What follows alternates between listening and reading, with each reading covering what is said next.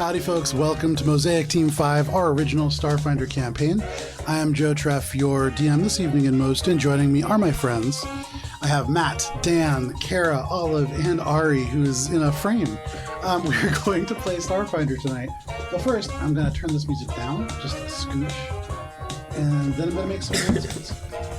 Alright, some announcements. First of all, we have YouTube at Alberon RPG, where you can see all the old sessions of this when they re-air on YouTube around noon, followed by our D&D campaign at 4:30 p.m. Eastern Standard Time. We actually play D&D live tomorrow night at 7 p.m. Eastern Standard. It is Courts of Everest. We are in the Underdark, and there are drums playing in the background as the Wild Hunt begins to manifest. So you can see that when it starts at 7 p.m. tomorrow. We are going to be... we have an Instagram, at Alberon RPG, where you can see the different things that are on the table. Here's the close-up camera. You can see right now, there's there's a whole bunch of different things. We have miniatures, we have maps, we have handouts, we have all kinds of things that you can see at Alberon RPG, much closer. You can see it a little bit there, but much closer on Instagram. And then I think that's all the... we have so many different things coming up. There is going to be... in October, Humblewood is going to be playing on October, I believe, 24th and 25th, I think. The Thursday, Friday before your wedding? Yes, okay. So, Humblewood, 2-part game. We have a whole bunch of people playing some very cute little animals. Hannah is our DM for that particular adventure. It is a 2-part adventure, so Thursday and Friday, those 2 sessions will both air. We also oh man, there's so many one-shots that we're playing, but I'm not 100% sure when you're going to see them. We played a great one called Ace of Roses. That was run by Olive. That was a dating game show. Really, in my opinion, I feel like I kind of won, even though like Sable sort of won. Did but you? Like, I don't know. It's Can a you lot. even win the game of Guess we'll love? have to find out next season. That is going to air on Valentine's Day, 2025, so February 14th. Mark your calendars for that one. Damn. Then in November, we are going to be playing Feast of the Noble Vale. That is going to be the second rendition of our, what is becoming a yearly tradition of cook-offs in the D&D fashion and D&D style. There's several phases, and I think this year we're going to be going to Lake Turkana. To be decided. We'll be going somewhere. And so there's a lot of culinary sort of things that you can see when that happens. That is going to be in November. In December, we will be playing a one-shot called Axe Wolf and Woe. There is going to be a number of familiar faces returning from Campaign 1. There's going to be some new guests who are joining us as some new characters as well. It is a level 18 one-shot that is set just after our first campaign. It is going to be seeing Brenna the Axe, Hannah's Gnome Barbarian, taking a gladiatorial approach to becoming a werewolf. And so that is going to be Axe Wolf and Woe in December. And then finally in January, in January, we're going to be playing a 5-part adventure that is called Fallout Black Heart of Texas. That is going to be a original game using Modifius's Fallout TTRPG system. It's a really, really fun system. It is a blast of an adventure. It features a lot of things from Poseidon Energy. It features some West Tech stuff, and so you can see that sometime after January. But that is finally all the announcements that I have, and so it's time for this week's session of Mosaic Team 5.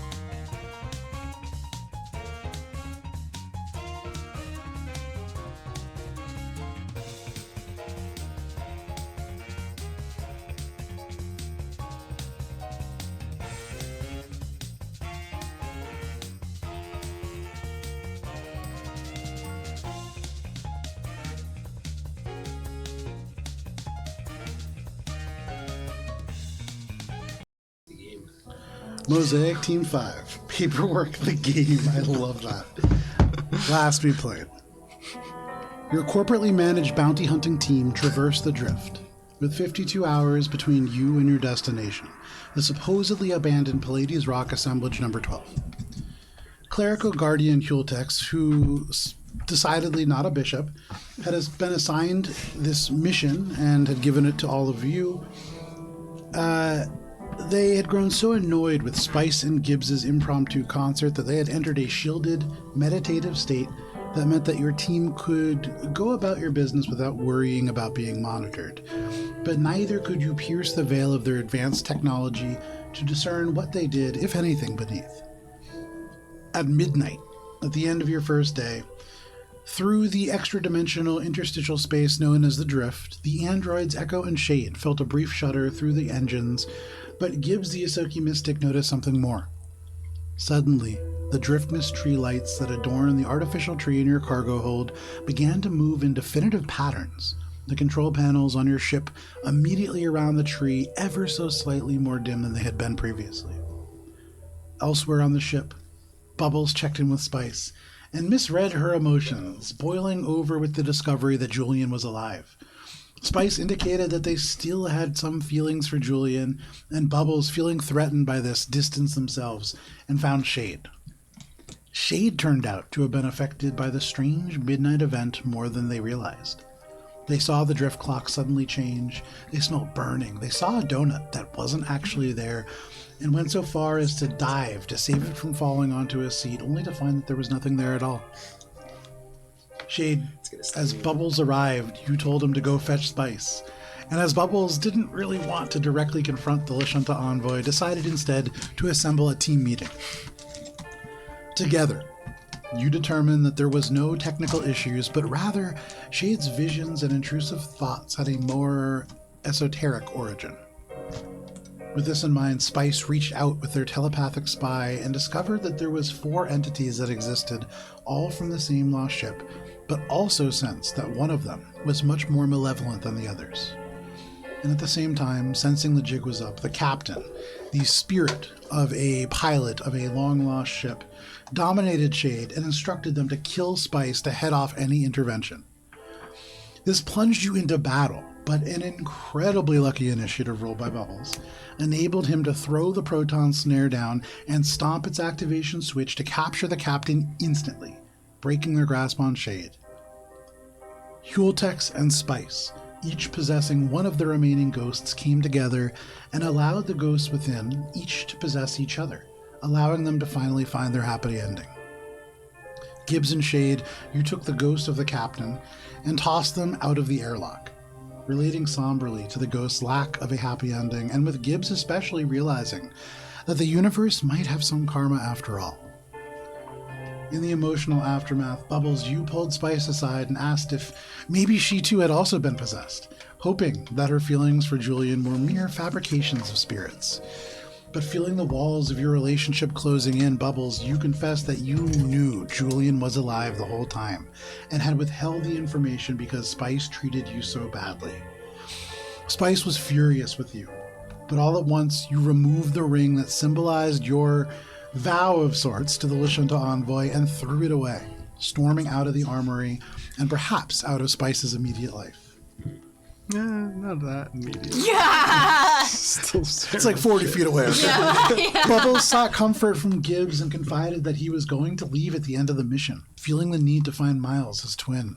Gibbs, you attempted to leave bowls of chicken noodle soup out for Spice and fought a war with your ship's cleaning drone to keep them available at all times. Spice, you in turn stayed in the armory crying loudly, but leaving for nothing, not even your own biological needs, for so long that Shade was forced to confront you as you stood between Shade and mission-critical supplies. Spice, in a moment of weakness, you admitted that you had hurt Bub's feelings, and Shade helped you recognize that you could control how you responded now. So now, with a mere 28 hours, 30 minutes remaining, Echo, you wake up, and the vibes are off. Oh no. And that's where we begin this evening. The vibes are off. Period. Oh, man. Okay.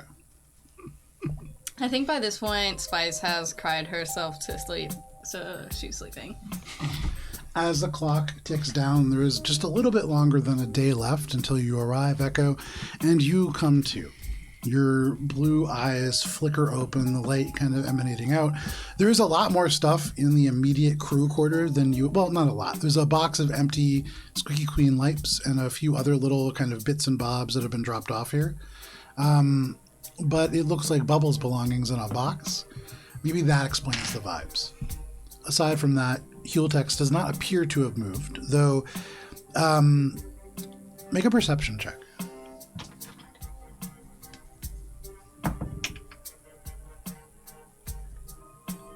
35. 35. They have. You can see, based on just the way that the wrinkles of this poncho-like garment fall away from the metal frame of the body, it seems like the wrinkles are ever so slightly different. They have stood, moved, and then come back, and they have sat so close to where they had been, the position the same. They don't respirate the way that most people do, and so they don't move when they breathe. It looks like they haven't moved, but they have. That's the reason for the vibes. Echo does a full ship diagnostic. Okay. Or begins one. So you run a full ship's diagnostic. Make a computer's check. Cleaning bottles off. Is there anything the rest of you are doing? Probably piloting and then filing the paperwork and, put my exocortex to doing all of that stuff. Okay. So 33 for the computer's check. So you do this computer's check, and as you do, the diagnostics come back pretty clean. There's a period that happened roughly 4 hours ago where there was a just blip in the energy readings that were coming out of the reactor, and that's weird. That's literally never happened before. But you had kind of noticed that with Shade right before you had kind of turned off for the evening, and so that's not anything new.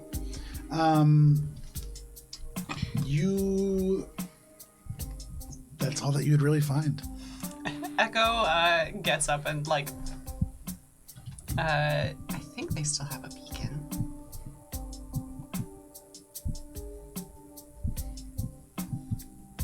Nope, they don't. Okay.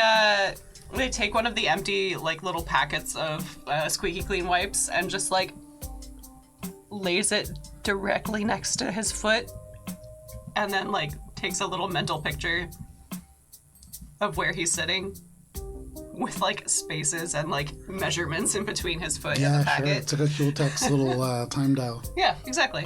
And then goes towards the reactor. Okay, no problem. You do that. You make your way towards engineering. For those of you who are out in the central corridor, the cockpit, or the cargo bay, you hear the sound of the crew compartment open and somebody walks out. I think you all know Echo's footsteps when Echo chooses not to be quiet. Gibbs kind of peeks her head around, and Gibbs has been standing and has probably pulled up a stool at this point in front of the food printer, and has started to just spend the day letting it cycle through creating her rations to fill up her rations that she had to throw away. Okay. So just every 10 minutes is just a reprint, No problem. reprint. Sure. You Yes. find the most energy dense thing that you can find. Yeah, and just, granola print it out. bars just are spewing out of it. Sure. Hi, welcome up. Why is there decaying food matter everywhere? Well, I thought chicken noodle soup might fix the whole breakup. What has broken? Okay. So, how long do you have? I have to go check the reactor. Something occurred with it. Okay. Well, the TLDR is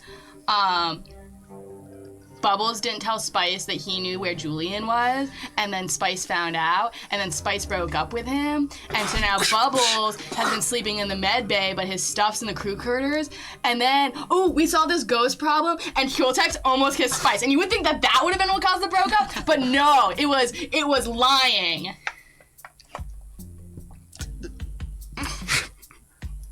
That does not explain the decaying foodstuffs. Well, it was gonna make them feel better. How does decaying foodstuffs make anyone feel better? Well, it wasn't decaying when I put it there. Where's the cleaning drone? I turned it off. We discussed this, Gibbs. I will go turn him on right after this next granola bar. Gibbs just like turns away from you. Like, looks at the The printer. ears kind of close over the eyes so you can't see. Echo makes a note whilst heading towards the reactor to turn the cleaning drone on because Gibbs won't do it. You go over and you would find that Gibbs did not turn the cleaning drone off. Gibbs took a broom and just wedged it so that the little thing that you could manually pull the little door down is now wedged up. And you could hear from the other side this gentle rhythmic and then Well, it's like the as it just elevator slowly door tries stuck to like open. tap its way through this door. But yeah, you just move the broom and easy enough. And this little drone comes out. I apologize. They just go check on the reactor. Easy enough. You go and check on the reactor, and with your previous computer's check, there is nothing amiss. Are you filing that paperwork with Nazma? I'm not sending it to Nazma, but I'm filling it all out for when. Make a diplomacy check. You pull up this form, and for you, Shade, the diplomacy And it's aspect also of like being a incident captain. reports for the ghosts and shit, you know, all that stuff. Okay. Excuse me.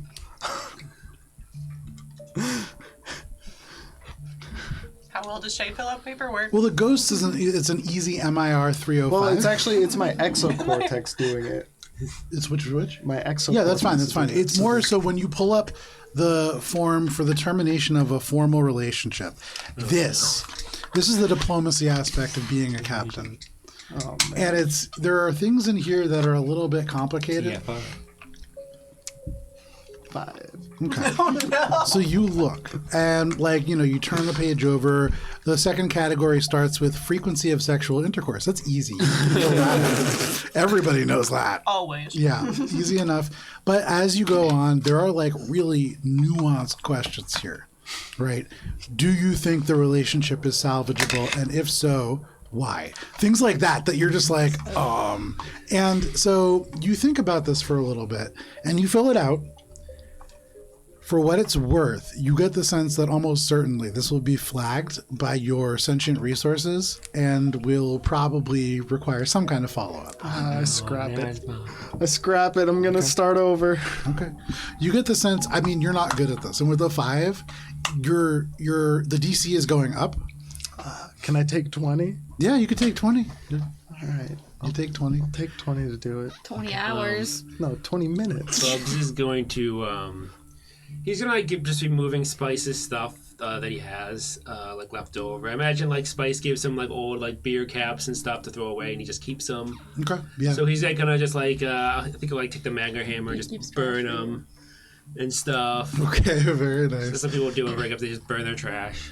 So you can hear echo. There's this rhythmic little and the drone, you open it up, and right when the drone should tap and it goes out, there is a big thum. And if you inquire a little further into the cargo bay, you can see Bubbles has set up a controlled burn station using the magma hammer. Echo is just trying to avoid everybody. Very easy enough. Bubbles is making themselves very easy to avoid. Avoid the burning smells. I don't know if it's so much easy to avoid Bubbles as it is. Echo is just hard to detect. Where am I? In the med bay?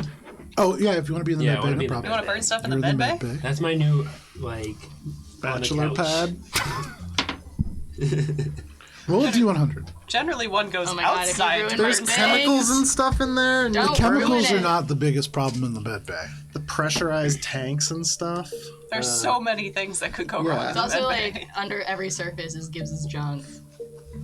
In the med bay?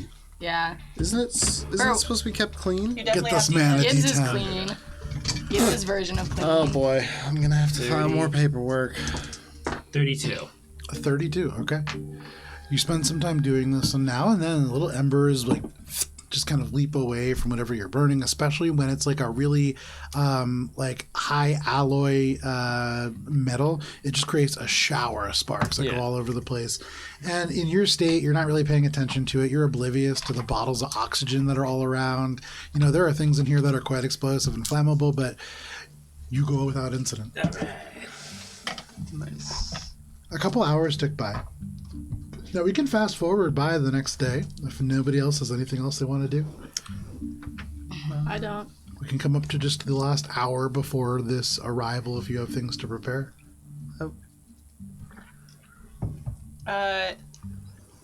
Echo's probably just going to look into like the mission records from Prime Station and anything surrounding the theft of the. We had looked. Hold, please. I'm in the wrong notebook. The Wandering Hearts. It actually was. Yeah. I would want to fill Echo in with the official, documentation of events. We'll have to find them. And then I want to spend some time trying to figure out anything about Pallades Rock with Echo's help that would help inform, like, what we might run into in this place. So you've done a little bit of digging on Pallades Rock already, and you have already found that it's pretty scrubbed. You are going to a place where there is more information about Pallades Rock, almost certainly. Right. But what is available just on the infosphere you have all accessed. So that's, why I kind of want to check in with Echo and see if there was anything that they knew. Echo's looking into the shipping manifest that we found in the Hollow Husk, relating to the container with the severed and carefully cauterized android limbs. Sure. Because it was a shipping manifest for Sublish 12. Yes, it was. So you take a look at this. And as you look at the shipping manifest, you can see there is a high number of android parts that are, I would say, make an engineering check. There's some similarities to some of the model numbers. 32. With the 32, almost all of them are things that, while not immediately directly compatible with Echo units or similar style androids, they would be similar, maybe analogous in terms of their performance standards and the way in which they might be used. Compatible parts, basically. Yes. Cool. Is there anything else on the shipping manifest, or just more parts? It's just parts. It's a lot of limbs, a lot of arms, a lot of legs. They kind of outnumber torsos, and so that makes sense. But I would say it's a disproportionate number. And with a 32, I'd say that's what you find. As part of them exploring the reactor, they want to make sure that the smuggler's hold is as secure as androidly possible. Sure. You pop open the smuggler's container, and almost immediately, the smell is not great. You've removed the rotting food and the corpse from there, but nobody's really cleaned it a substantial amount since the Cyberceps infection. And The corpses were removed? I believe so. Did we remove the corpses? I believe you had spaced them almost the last time you guys were in the drift. Well, the corpses were the Echo. Oh, Yeah, no, the bodies. No, of those the are not. Echo. No, two different things. Yeah. Yeah. Those Corpses are of different. we killed some people and put them there. I forget who though. Yeah, Yeah, I I was think just of like- those as like Echo, like not Echo, as Android units. I think of corpses as like generally what Gibbs and call us Spicer recycling? respond. Corpses you all create, bodies deer you all corpse. find. Okay, heard. Yeah, Uh-huh. So they're still there. yeah. Cool. So the smell would give you an indication that this has not been opened since the last time I believe you opened it. Nobody's been down here in some time. Echo just wants to make sure that it is unable to be opened by anyone who is not crew. It is, and part of what you can tell by that smell is that even that little cleaning android, little robot thing, unable to get down here. It's not part of the original sort of design of it, and so even though it can telescope up to meet the level of counters and stuff, it wasn't designed to go to just tumble down through the decks, Nice. believe it or not. And so, yeah, very much secure. That's all that Echo wants to get done before Other we things fast forward. people want to do before arrival. Gibbs is just gonna telepathically connect to everybody just once Okay. and just create. She has to create her bond once, and so we'll create it with the 5 people involved. So everyone can now speak telepathically to. You know what? I'm gonna wait to do this. Never mind. I'm not gonna do it. No problem. I start to do it and then I think, never mind. This is not a group chat I want to be part of. You kind of feel the tension in the air. You're like, you know what? A minute ago, it would have been really cool Right. to all be able to talk about this. Yeah. Now, I'm going to hold on to the walkie-talkies for just a little bit longer. You do that. Are we easy enough. heading towards assemblage 12? You are, or at least where Heltex has given you coordinates that are purportedly near Got it. assemblage 12. Got it. Okay. Give me 1 second here. Okay.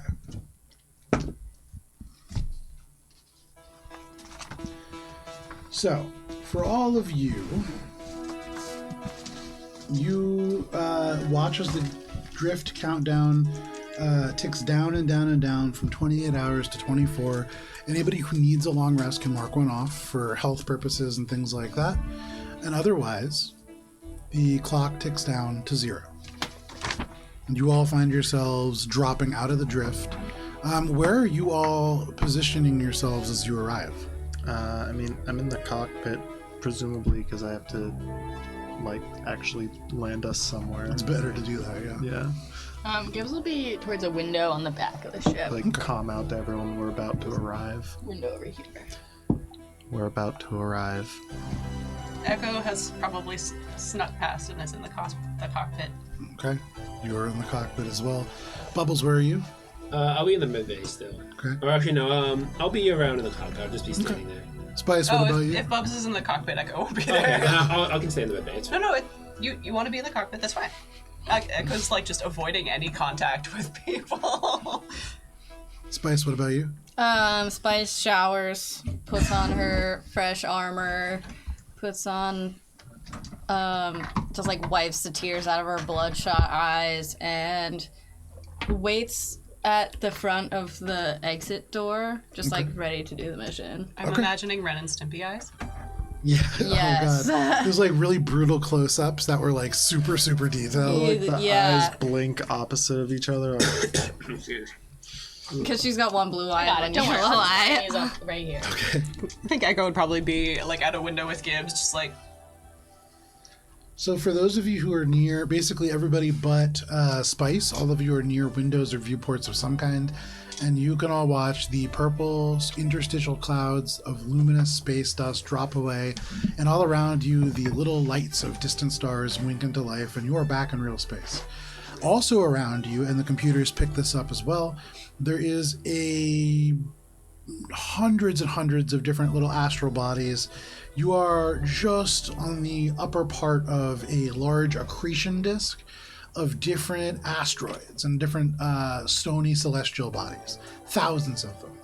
And for those of you in the cockpit, you can see across the navigation computer and the various scanners that you have, each of them slowly begins to populate with different letter number combinations.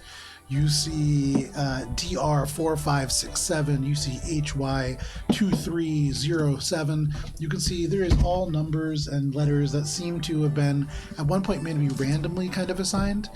I would say Shade, Echo, and Spice, the three of you, if you were to see these things, would recognize that these are tags for longer numbers that are trajectory names around a single object. Typically, these would mark their location in a general space around something. Give me just 1 second. There is 3 bodies that are larger than the rest of them. You can see these asteroids are truly large enough to perhaps house something like a space station or a compound or something a little bit larger. These are designated LE0385, KP2094, and AD0245. And AD02. these kind of whip around and kind of move amongst the many other small bodies. It is not so chaotic and fast moving that it would really require much of a piloting check until you get right up next to it, and then that's really just to get to one of the larger bodies from the field of smaller ones. Otherwise, you've piloted through much more dangerous terrain. But knowing that we're going to Pallades Rock, there's probably some sort of security if there's anyone still active or anything still active at this compound. Is there a way, we have our director's sensors. Is there anything I can do to, like, draw more power to the sensors to see if there's anything? Yeah, you certainly can. Make a computer's check. Or I would say make an engineering check for the sensors in particular. Is there anything anybody else is doing upon arrival? Where's this guy? Fuel techs. Where is he? Oh, where is he? Where? He is in the crew compartment. Oh, he is? Yeah, he hasn't moved. He has a little thing right next to his foot. Does he know? You don't know. 36. 36. With the 36, you can absolutely move some more power into the sensors, and as you do, then your sensor range pushes out. Even more of these bodies kind of reach out, and you do see that there is a faint electronic signature that is coming from the small asteroid tagged. It is actually a very small asteroid. It is none of the three larger ones.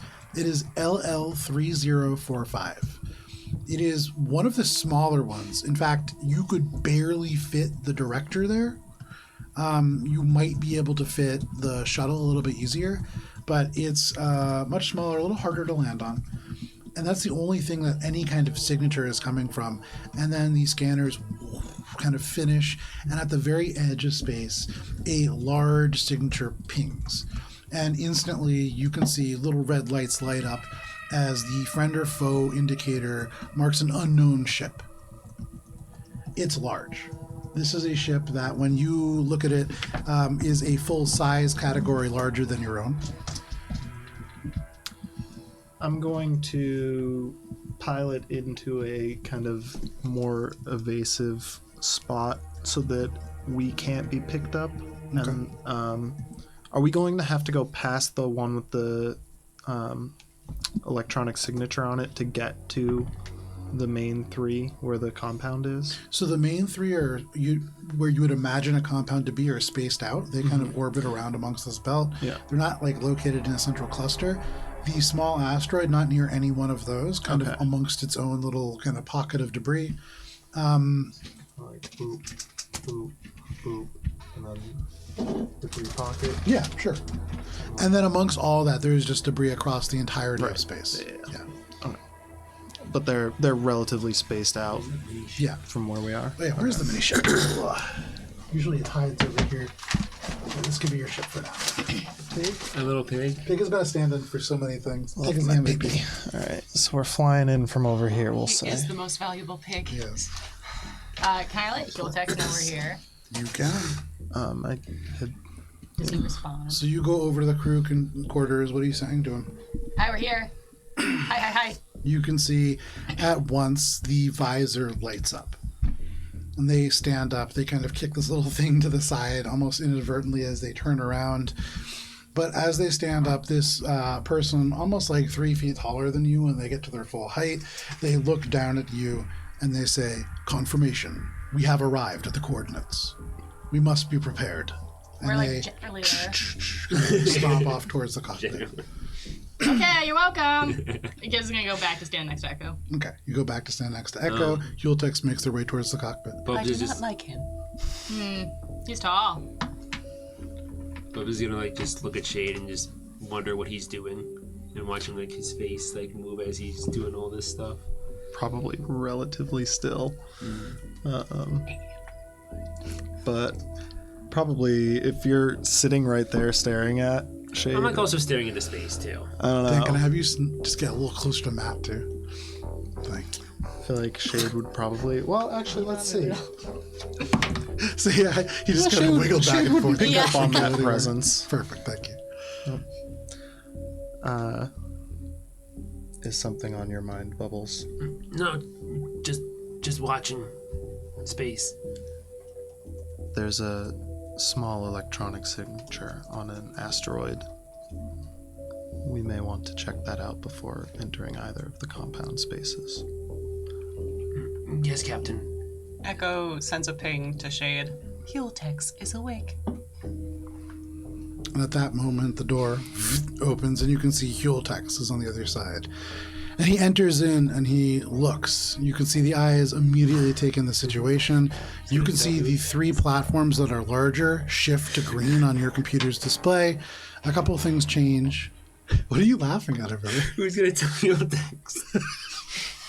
He's gonna be heartbroken. She's gonna care so much. Yeah. Query, why are the vibes off? No, he opens the door. That's pretty funny. That got me pretty good.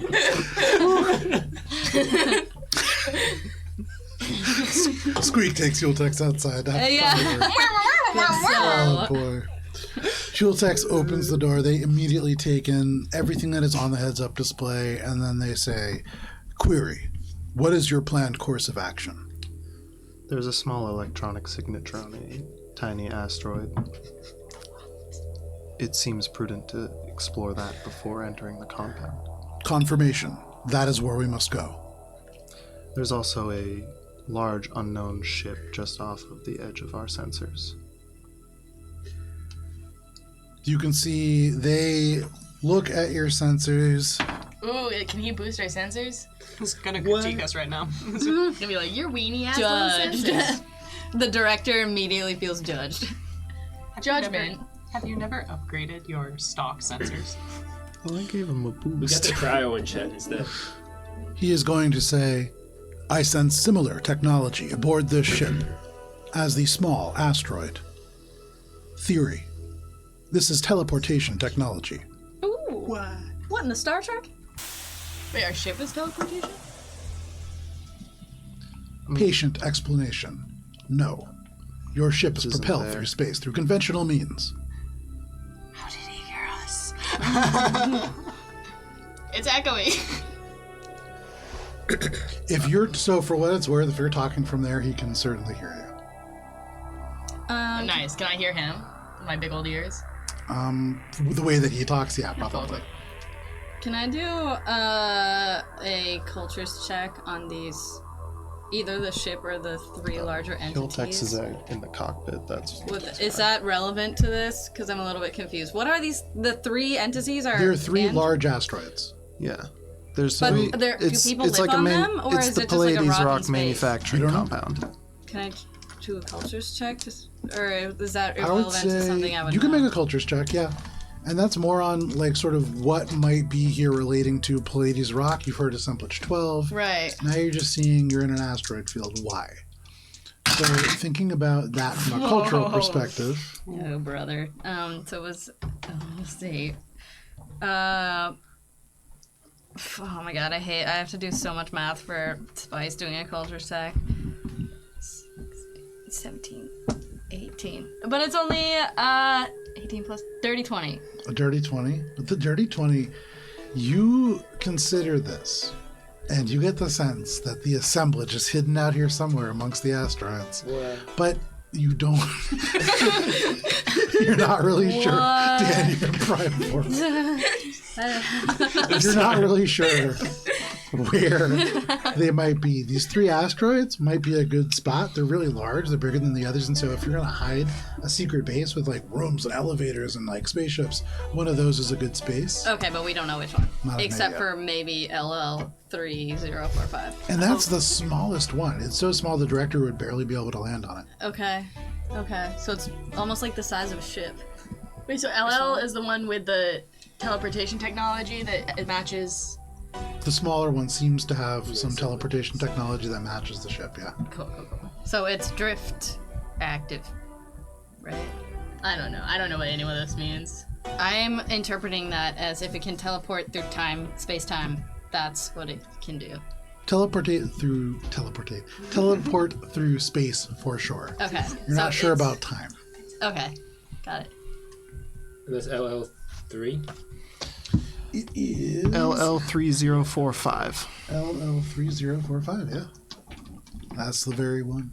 It is tiny, barely large enough to fit the director on.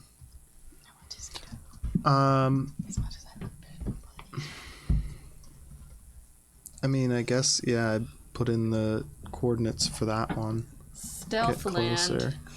Try to go relative to where the signature is. of the unknown ship, where is the smallest asteroid, LL3? Well, isn't LL305 the ship? They seem to be no. Oh, but it would separate. be easy. Spices, you're not really in the cockpit, so you can't see them. Okay. But even for those in the cockpit, it would be easy to mistake it because they move in nearly an identical heading, and they're very near each other. Is it a ship that is docked at this small asteroid? So visually, as you look out, you can't see. It's kind of in the shadows of various other asteroids that are part of this larger accretion disk. There's not a lot of visual kind of light that you can see from here. On the scanners, they're far enough apart that you don't think that they're docked. They would have to have like a comically, like cartoonish But style. they're in the same orbit. Correct. Okay.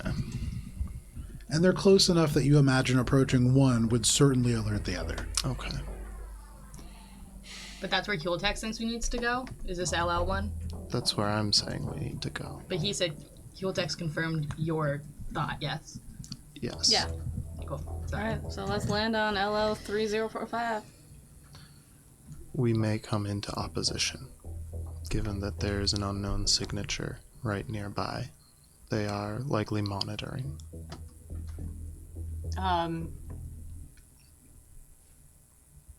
Captain, can you forward the signature? Bing. Bing, you forward the signal. Wireless. Does it look familiar to anything like Echoes encountered during their delivery times? Make so the signature, no. Okay. Make a cultures tech. I would say, what are you doing to try to find out more about this? You can't visually see it, and it's just on the scanners. Well, Echoes, in their time as a courier, has had, like, interactions and deliveries to both planets and ships in space. Sure. So would know, like, would have seen multiple different ships, styles, and signatures. And maybe some of the energy readings pinged a memory. Energy readings, no. I think that's a little bit too nuanced at this range with the sensors, even with Hultex's boost. I think I would say you need more information. And if there's a way that you can get that, We've got an Open to it. information broker that you burn the bridge with. Director, is this signature familiar to you? And then Echo just, like, kind of, like, looks through their communicator, maybe sends off a text. there's no response. And that seems to be an indication that no, it is not. I believe we must get closer to learn more. At the very least, if we are to investigate the assemblage, we do need to go there. Agreed. I've set the coordinates for this small asteroid. Again, we should prepare for potential opposition from the ship nearby. Nothing, okay. And she just brandishes her fancy new ass sword that she took from you and then puts it back in. Gibbs is gonna spend a resolve point to Mystic Haze our journey, Okay. which will help prevent us from being picked up on sensors, scanners. Sure. Scanners. So you go over to the airlock and just cracking it a little bit, you Mystic Haze right out into the darkness of space. You vacuum close to certainly, you for this. just pulls it straight out Be and grateful. shields around like a secondary shield.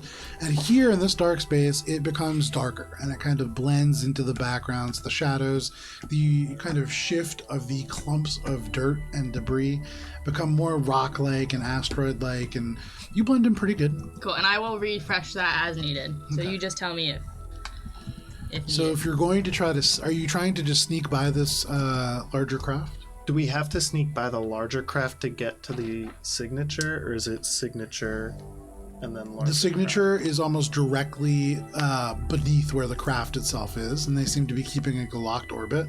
So it seems to almost be guarding this. craft? Yeah, I guess I'm gonna try to sneak us by the ship to at least get close enough to try and get like either better visual perception of it or on our scanners more information. So hold on to that for one sec. That'll be like the action for that. Bubbles, do you have something you want to do? I think I might go to the gunship. Okay. Yeah. So you're The to the gunship? gunnery The gunnery. station? Yeah. Okay. So you walk over to the gunnery station, no problem. Put yourself over by the guns. And then, Echo's headed to engineering so that they can access a terminal to be science officer. okay, so you go over to engineering. You guys think it's gonna be ship combat? Can somebody put Echo in the engineering bay? I'm gonna stay where I'm at and just fart over there. Free action. You fart. Just eat beans and fart machines. So, all I do. Shade, Put that on a ship. with the ship especially obscured, can you make a piloting check? And this piloting check is benefiting from a lower DC from Mystic Haze.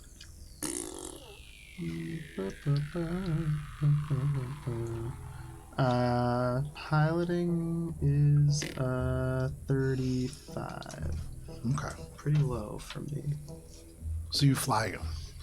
And with Mystic Haze active, it's actually kind of difficult to fly. Every now and then you begin to move, and you can't quite tell where the Mystic Haze ends and the real kind of dangerous rock begins.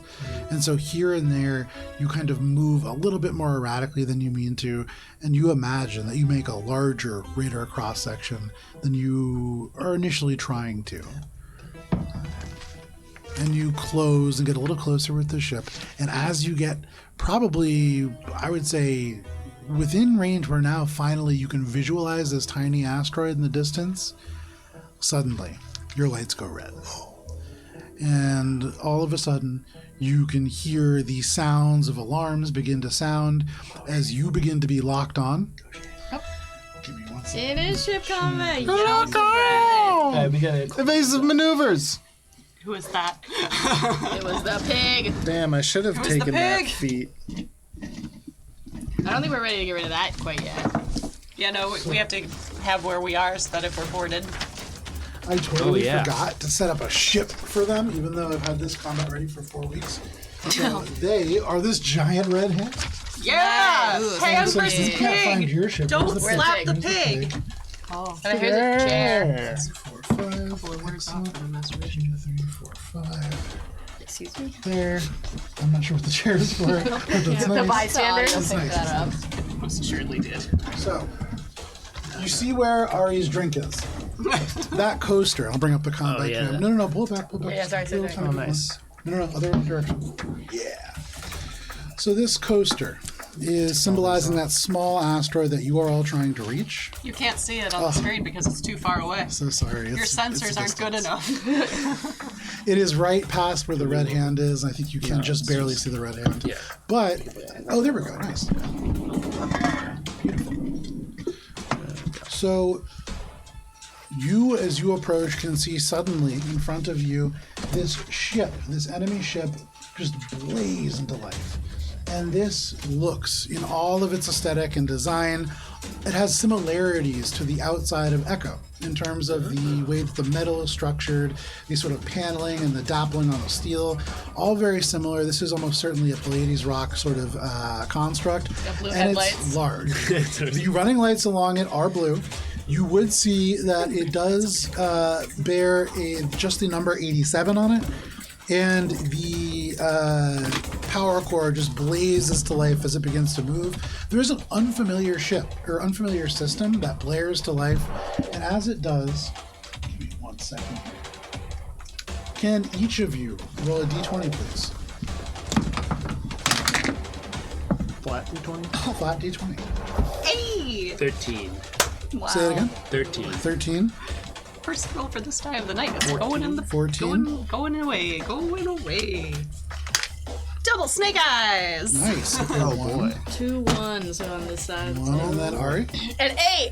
Oh boy. Oh, I love this. Oh, I don't Ladies dice like jail that. Yeah, night. ladies dice Yeah, jam. and I got a 14. That's poopy. This unfamiliar That's system above just average, but still. kind of shifts to life, and even as this large ship begins to make its way towards you, suddenly you can hear this electronic voice begin to blare. Intruder alert. And let's see. Does that voice sound like the director? It sounds like a computerized version of the director. This is like an emergency that they're kind of piping in through. There are 2 double ones. Well, actually, let's go in reverse. So 14 and 13. The boys. Boys. Spice. Yep. Suddenly. I'm sorry. Oh! They teleported in. Oh, what? Oh, it's so popular. suddenly, Oh, right teleportation next to you, technology. on either side, you can see the air just kind of shimmers, and there is this glowing blue light that is beautiful. And then all of a sudden, it shifts, and these metallic skeletons step out. They're like larger, more steady versions of Echo, though more primitive in a lot of ways. But those are the 14 and the 13. There was an 8 as well. I was an 8. And One you of can put the me in a proper bubbles spot. Shows up Oh, in wow. binary It was station good that with we rolled you. natural ones. And the natural Is it? ones. Because I feel They're like gonna land in I'm the fucking about to cockpit, get aren't they?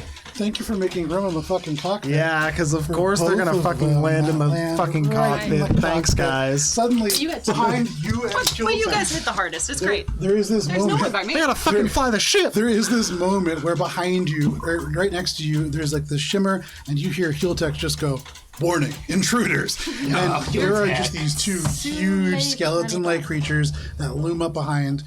This is going to be a little bit complicated because we are now in ship combat and regular combat. What? Yeah. Could I? We're going to simplify this. The way that this is going to work is we're going to have one initiative, and these ships are going to go as combatants. These ships are going to be able to move. If you, as a player, are planning on doing any regular actions, you can only take a minor action. And that's really you rushing over, punching a computer button to do something simple.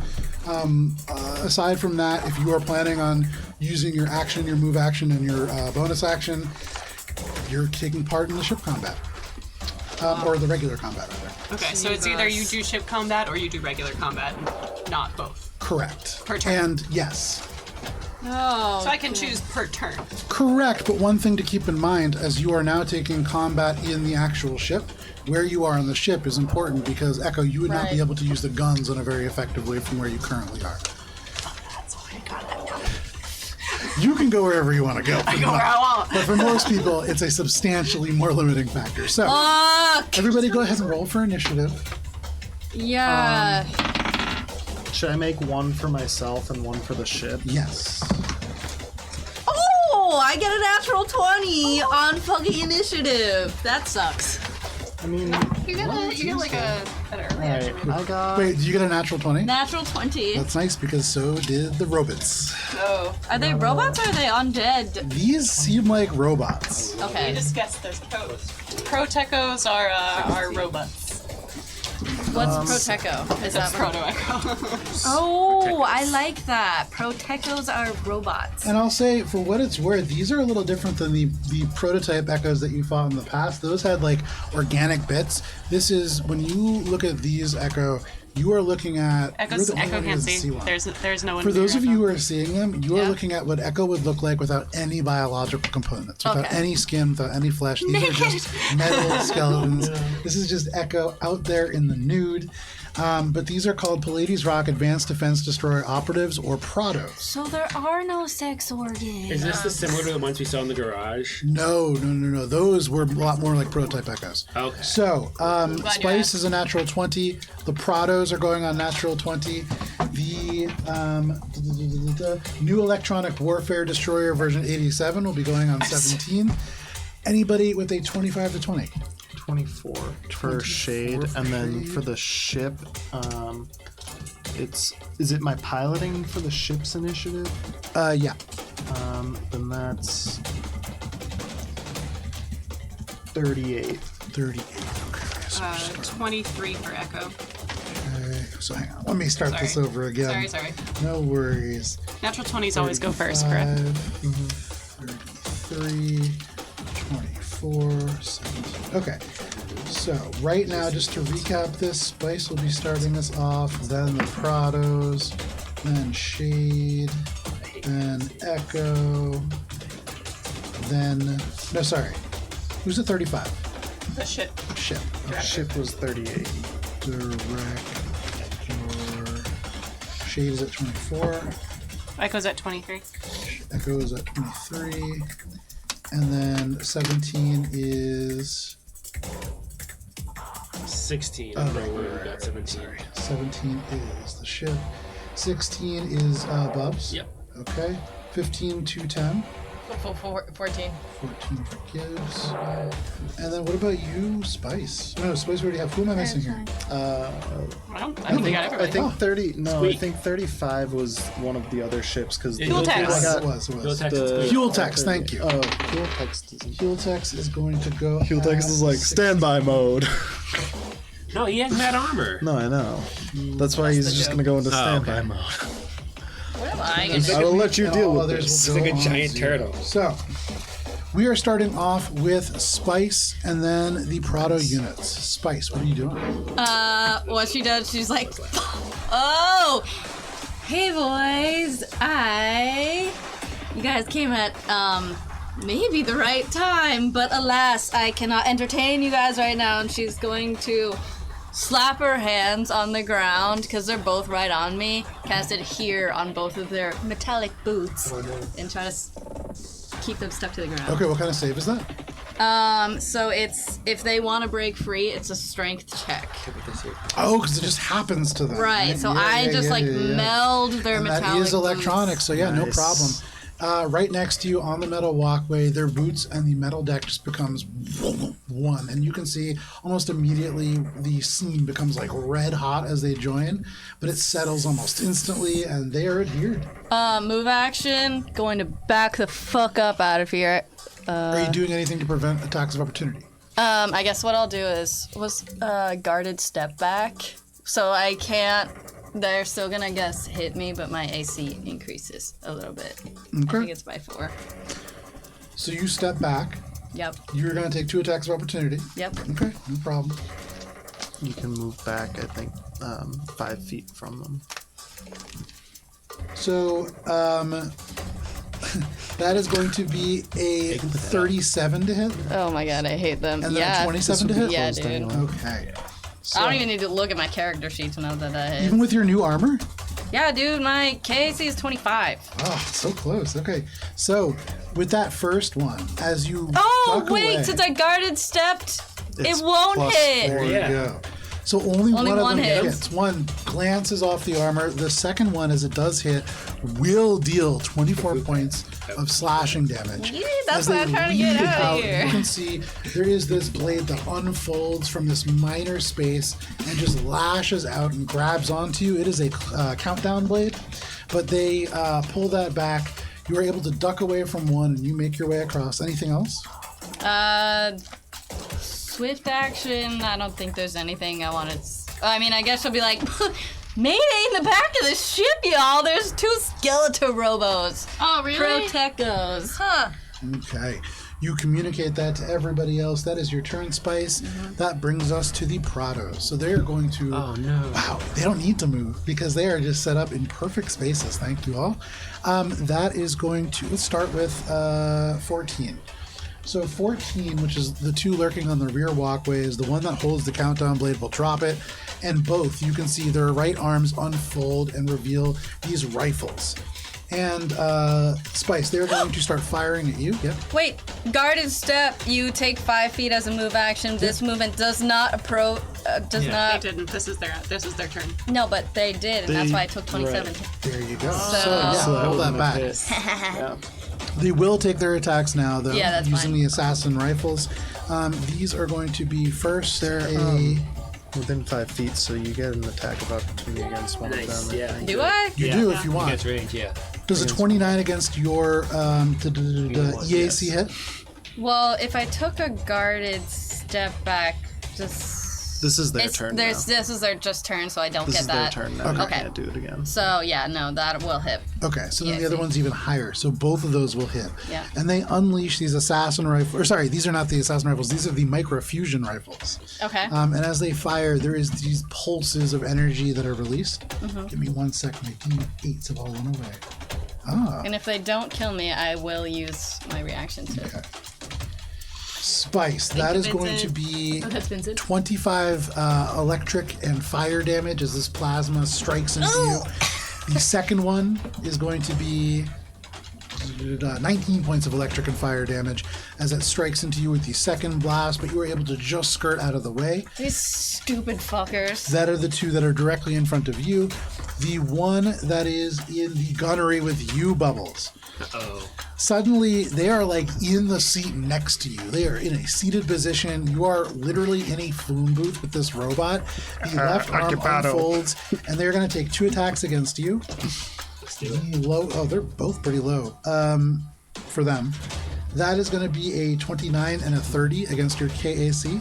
It's like that fight scene in the boxcar of the train. 29 doesn't hit. I have Okay. 30 KC. There you go. Meets it, beats it. The 30 is only going to be 21 points of slashing damage. They just draw this and rake it across the shield. But that is all that they can do. That brings us over to the 2 in the cockpit. So, one right behind you, Shade, is going to take 2 attacks against you. First one is only going to be a 31 to hit. I'm pretty sure that's a hit. Yeah. And then my AC is fucking poop. a 26 to hit. EAC or KAC? That is going to be KAC. That's a miss. Okay, so only one of them hits. That is, however, going to be max damage for you, as you take 26 points of slashing damage. They reach over, take this countdown blade, and as the arm unfolds in front of you, they just rip it across your chest, and it rips the seatbelt, which snaps, and then across the armor itself. The one that attacks Heal Techs will hit twice. That is going to be a hit and a miss as well. They are going to deal 23 points of slashing damage to Heal Techs. I have to keep track of their stuff now. All right. But that is all that they can do. They don't need to move. They all stand there. They are unliving. And I would say, especially for you, Shade, you know that these are not androids. These are robots. Okay. But that is all of them. That brings us to the direct. Can I do my reaction to attack both of these guys as my attack of opportunity? You can make one attack of opportunity, yeah. Okay. I'm gonna try to hit one of them then. Okay, make your attack roll. I'm gonna let's see. I'm gonna use that sword that I was brandished earlier. Red plasma sword. Yep. Oh, 21 to hit. 21 it's against? going to be electric and fire, so that'll be EAC. Yeah, see, you lash out with this brand new sword, the fire just leaping off, and their hand just catches it and tosses it aside. Oh fuck! I Doesn't hurt. don't have that anymore. So they No, rip you it still out- have it. They don't Okay. disarm you, but they just catch it. You don't take any damage, and they just throw it aside. Okay. Not high Check enough to hit beat their EAC. them with like a Okay. hot metal rod when it's What? made Alright. out. That is your reaction. That brings us to the director's piloting checks, or the director's ship move.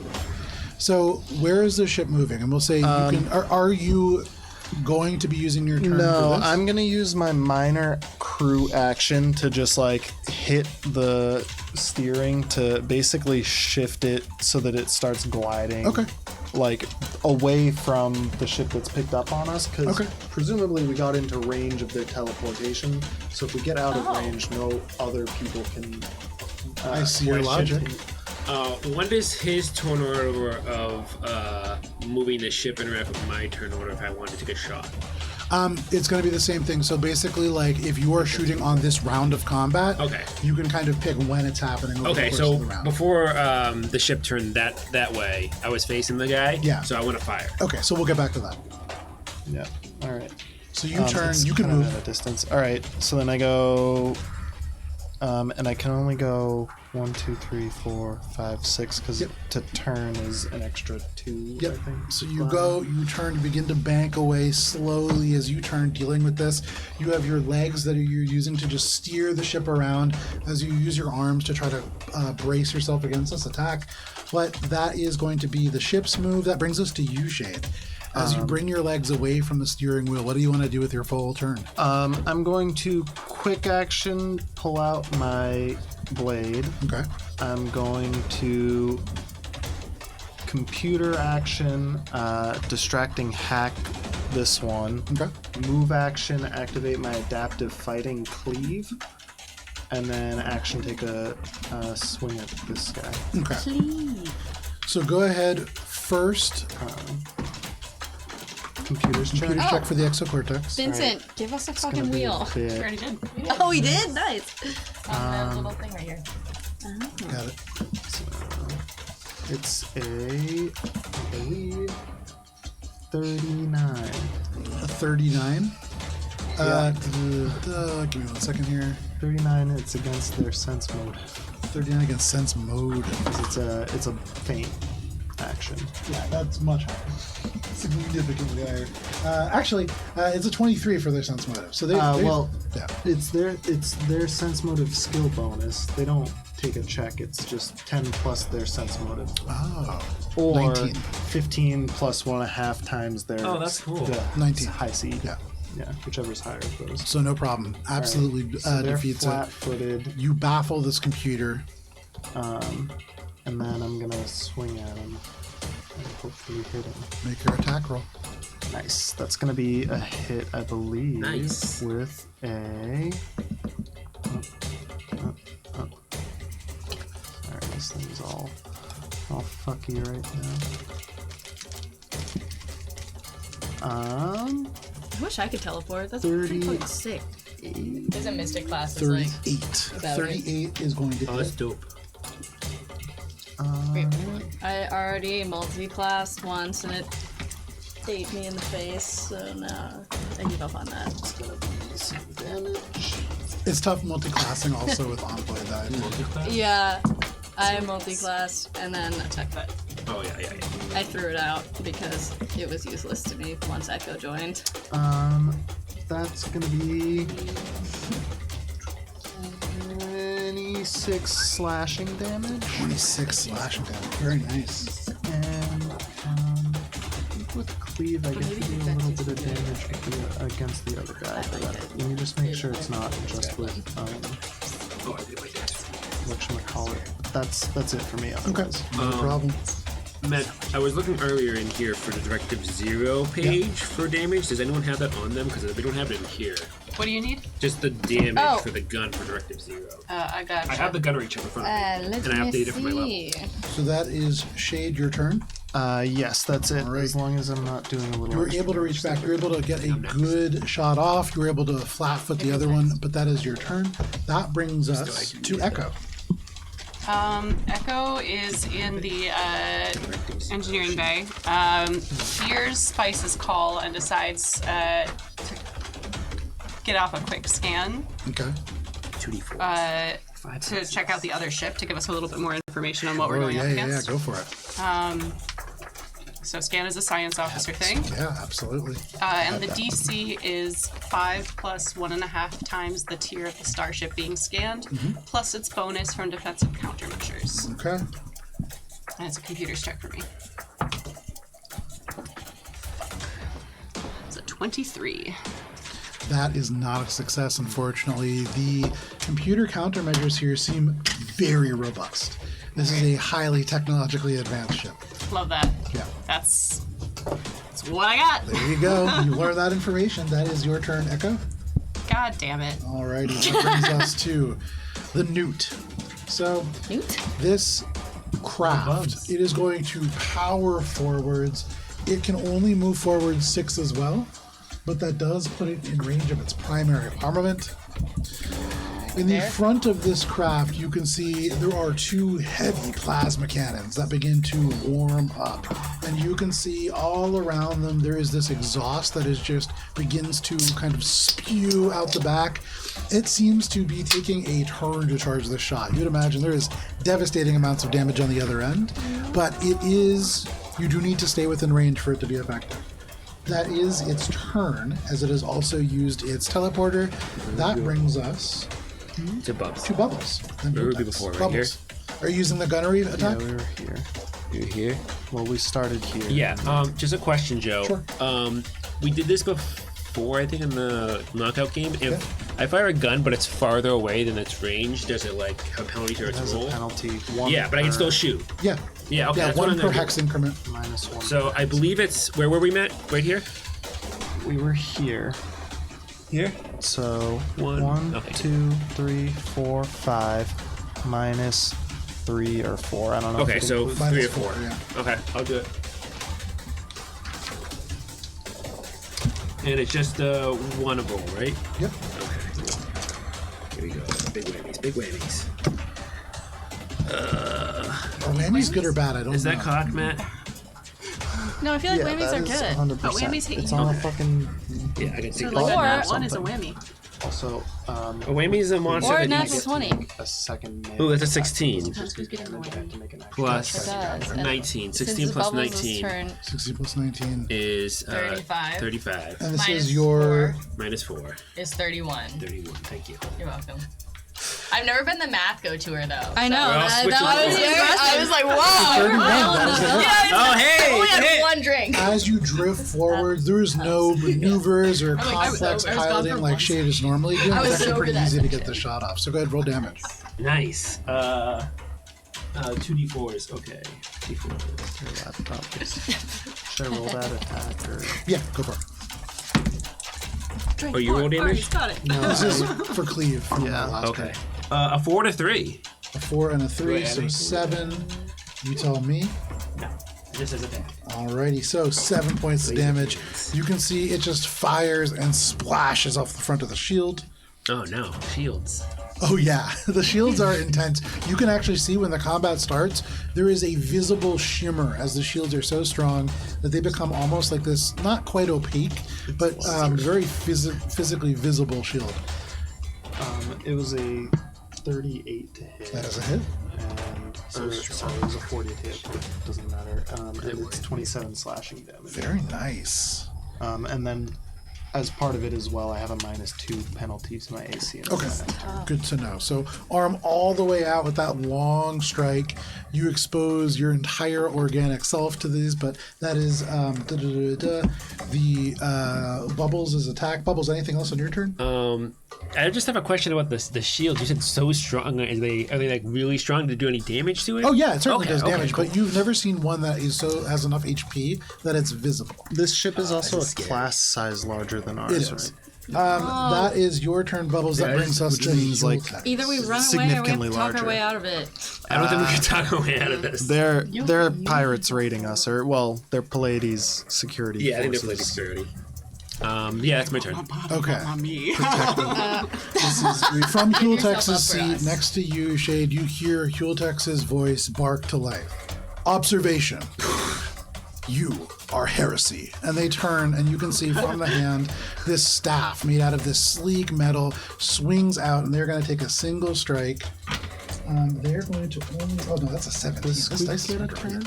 Squeak is going to go on 0. Yeah. Shield attack always Also, beat that. where's the enemy ship? I'm going to control Squeak though. Okay, he's under the seat to start though. Yes. For what the He is, but his eyes are on the engineering back. I like having Hilton on our side. Hultex swings out. Hultex is going to get a 36. He is going to use his move action to technologically enchant the staff. Enchant? Enhance. Sorry. Oh, enchant! Enchant! Hands. Enchants. Intense. 16, 17, 18, 19, 20. just adds He is going to deal percentiles. 41 points. Holy shit! bludgeoning damage. 41 points as That Fuel Tex one, just did. which is 60. I don't think I can do brother, 41 I'm gonna- points in a. Yeah, me As too. he just I can't slams hit. into Yeah, this I thing. cannot hit. That is Hultex's turn. That brings us to Gibbs. And then everybody else goes. Yes. Where does the enemy ship go? The enemy ship already went. It went drifted above forwards and then it fired at your ship. Is it above Bubs? Is that where it is? Oh, sorry. Yeah, it is yeah, it's between right Echo and before Bubs. Okay, thank you. Sorry. All right, Gibbs, what are you doing? Gives a skittering around. And then you mentioned a countdown blade. What is that they dropped? So in their left arms, these creatures Yeah. become these like blades. They're similar to what Echo, I believe, has used Right. in the past. Oh, the clockwork sword. This is a little bit more advanced. So countdown blade isn't just a bomb attached to a dagger, right? No. Okay. It rips it to you and does get deal extra damage. Well, then Gibbs is just gonna turn the corner, and she's gonna earwax ball them to death. Okay. You turn the corner, you look, nice. you can see Spice is like moving away, this plasma still burning away on the chest armor.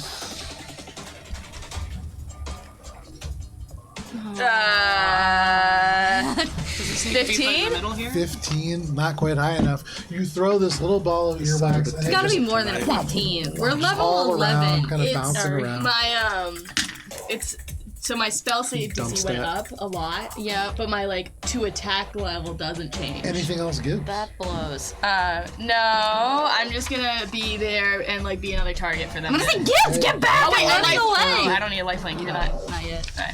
That brings us to the rest of the group. So Like, Squeak, we're done. who is in this kind of space, is going to bark and then dash out from under the seat. Oh no, does that provoke attack of opportunity?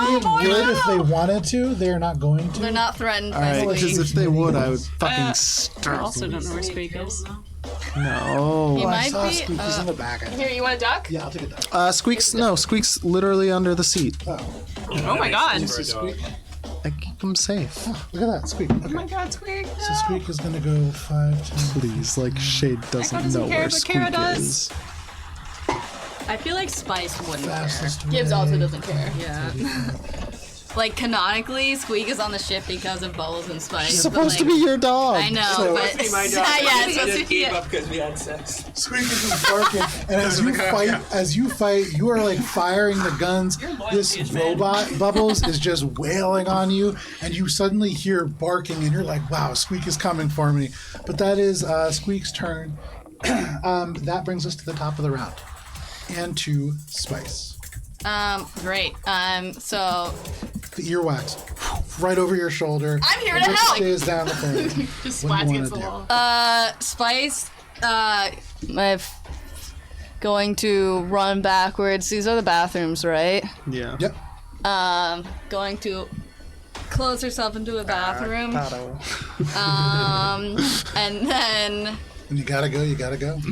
she's gotta She's gonna turn and be go. like, huh?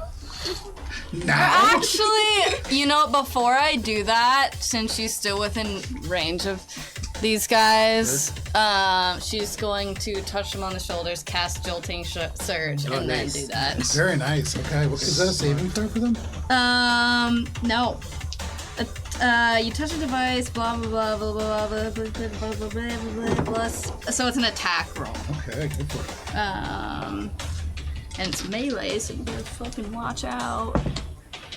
Oh my god. Yeah, we're really fucking. Spice sucks as a combatant. Okay, What was the roll?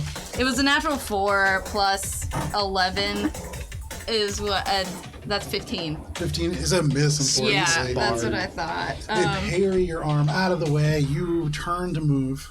Oh wait, plus 2 because they're robots. Very nice slowness. Yeah, that's what I thought. Okay. Nothing happens. So she like her whole body like shakes with the effort that this takes to cast. Yeah. And nothing happens. And she's like, that didn't work. Nothing I can do to physically touch you guys is ever gonna work. So she retreats into the bathroom and locks the door. Okay, doing nothing to stop attacks of opportunity? Oh, they already took them on me. So. It happens every round. Oh, it But you were does? 5 feet away, aren't you? Yeah, I'm 5 feet away. You had to get to do jolting surge. Yeah, I guess I had to Close leave. enough. Yeah, no, they just are gonna have to attack me then. Okay. One of them does not have their clockwork weapon, and so they will swing with just an unarmed strike, which is lucky for you. That will be a 28 to hit. Yeah, obviously. And so, Spice, you only take 10 points of bludgeoning damage. Okay. The other one, however, still. Oh no. They just never took their weapon out. They wouldn't because they have this gun. They're going to hold their reaction, actually.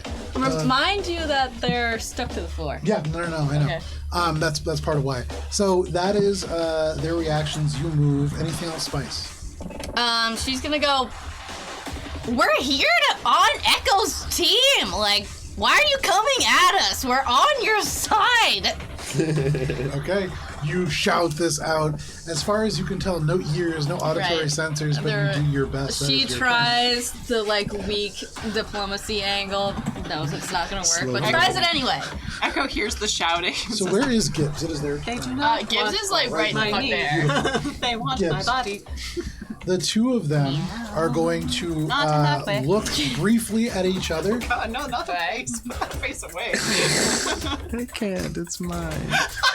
And then suddenly, Gibbs, your communicator goes off. And it goes off like never before. Light sounds, you turn down, and then suddenly they're going to attack. I got distractingly hacked. Oh, you did get distracted. I was like, I haven't had this much spam since Echo cleared my mailbox. What are these pop-ups? First one is going to be a 32 to hit. Yeah. Second one is going to be a 33 to hit. Yeah. So, Mean lean green beans. from always the a sale. first one, I like beans. What can I say? you are taking 23 points of electric and fire damage as this plasma just ripples into your fur. Plus, an additional. This shirt is just so good. We're gonna get fucked by these guys. An additional 10 points of damage. The second one is going to be dealing 22 points of electric and fire damage, Okay. plus 16 additional So damage. you will. As your You just like open up your chest. what's this thing called? Your communicator Yeah. immediately goes off. Your eyes go down, and then the top of your head just takes 2 plasma strikes directly on it. Oh You are just no! overwhelmed by fire My and electricity. mohawk. Your mohawk is just I don't like that. evaporating straight no. off. You are in bad shape, Sinead Gibbs. O'Connor is a bad look for Gibbs. It is not a good look for Gibbs. Over in the gunnery bay, Bubbles, for you, suddenly the computers begin to malfunction. Oh, no. The chair swings hard to the left. You have to grab on, and you find yourself a little bit distracted. Oh, it's another distracting. But act. Bubbles, in true Pallades rock form, they roll a natural 1. Hey! Jam their sword That's what a directly in between the 2 levers that rotate this kind of thing. You can still move the levers, but this sword becomes stuck, and they are unable to retrieve it. Perfect. Okay. They disarm It's a good themselves. stuff. The one that is behind Hueltex is going to attack Hueltex.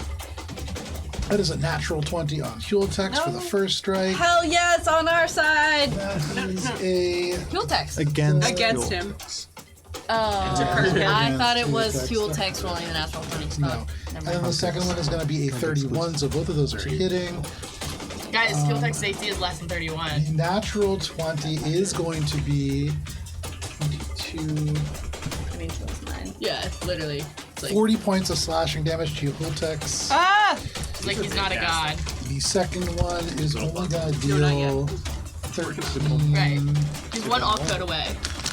35, Big fan. 35 points of damage. So he is taking a tremendous amount of damage right up front. He is being almost strangled by one of them. He is being stabbed from one side and from the other.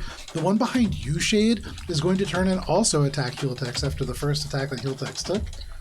That is going to be So they've a switched to attacking him while I'm there. Correct, yes.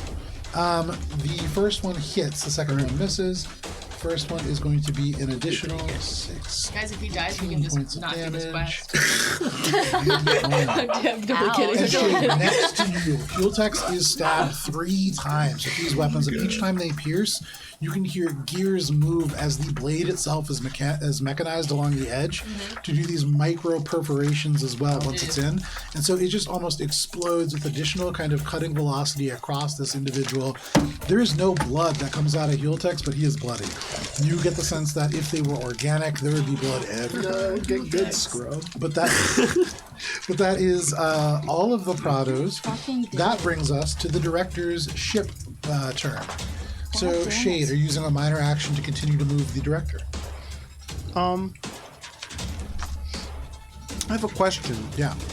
If I did a barrel roll and kept the gravity, would that throw things around for a bit? So if you were actively trying to throw everybody, it would throw everybody, just to be clear. No. Your belt and Hueltex's belts were cut during the attack, so everybody's They were already cut? Yeah. Okay, then never mind. I'm going to try to help Hueltex by flipping the ship so that they fell. I mean- and we were in the seats, but It might. Well, help somebody. yeah. Gibbs is Too also risky. not attached to anything. Yeah, I'm going to minor action. Just go the full speed. Like, it would be 2 spaces off of the map here. I think. Sure. 2 spaces off the map. You're getting further and further from your original objective, but further from the ship as well. That is the director's turn. That brings us to your turn, Shade. And then Echo, you're on deck. lampshade with your foot, you kick the dashboard, causing the director to continue to move along their path, and then you turn your attention to these creatures behind you. Is it my turn? Yeah. Oh, okay, cool. And I'm gonna do first verse, same as the first, but instead of activating my thingy thing, because I've used my move action, I'm going to use. Yes. Well, I'm gonna distracting hack, Okay. so I'll do that first. That's 25 against their sense motive plus 10, or their That is a failure. 1/2. Okay, so they're flat-footed, and then Nice. I'm going to take. That was my exocortex. Can I then make a full action attack? Yeah. Okay. So I'm gonna make a full action attack now, which is a -2 because they're Minus minus Four. 4, but they have a -2 to their AC. Correct. Nice. So make the full action. Let's go. It's a 30. That's a hit. So -4. So it's a 29. That is a hit still. Cool. Nice. And what's that? Double the damage for a full attack? What's the extra damage for a full attack? I've never actually. No, it's not full attack. You're just getting multiple attacks. Oh, right. Oh, Only in critical. yeah. Alright, so that's. And who are you directing this against? So the first one's going to be against this guy, and then the second one's going to be against this guy, Sure. and then I get another attack because of cleave against one of the adjacent ones. So I'll do that one last. Yeah. But so the first one is 24 slashing damage, Very nice. and then the second attack is going to be it's higher than the first. That's a hit then? 17. I'll do it. I took 32. Sorry. Too much math going on in Matt's turn. We need the math It's can like bring it Matt back. takes 2 turns because he's also director, so Oh yeah, it is like 2. Yeah. Yeah. So Just that's evolved. 22. And that's against the other one? Yeah, 22 against the but then other one, also and then his I'm gonna do exocortex the. is also like another turn. Yeah. Well, I'm getting 3 attacks right now. Oh yeah, true. I 'cause did you a have cleave full active, attack. too. Yeah. So for cleave, Cleave is probably not going to hit. That's a 22 to hit. that is a miss, unfortunately.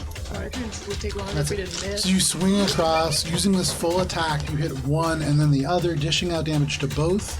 That is your turn, Shade. That brings us to Echo, and then this rival ship is going. 70 years later. For Echo especially, whose movement speed is roughly 5 times the rest of you, this is all happening in like super slow motion. Wait, so Kara's talking about how there's a song playing in her head like constantly. So what's the song playing in Echo's head while all of this is unraveling? Echo has clarity of thought. Echo doesn't have Oh, that. okay. Echo's a functional obviously, Fantasy yeah. escape of role-playing games. Yeah. Gotcha. Echo can turn off and on that, the okay. the The radio. playlist. I'm gonna scan again. Okay. Natural 20. Hey! We Total needed of something 40. good. And for Echo, you every 5 focus this above it, I get to get all the information. This is a large destroyer with a speed of 6 that's got average maneuverability, so you imagine you could probably outmaneuver it.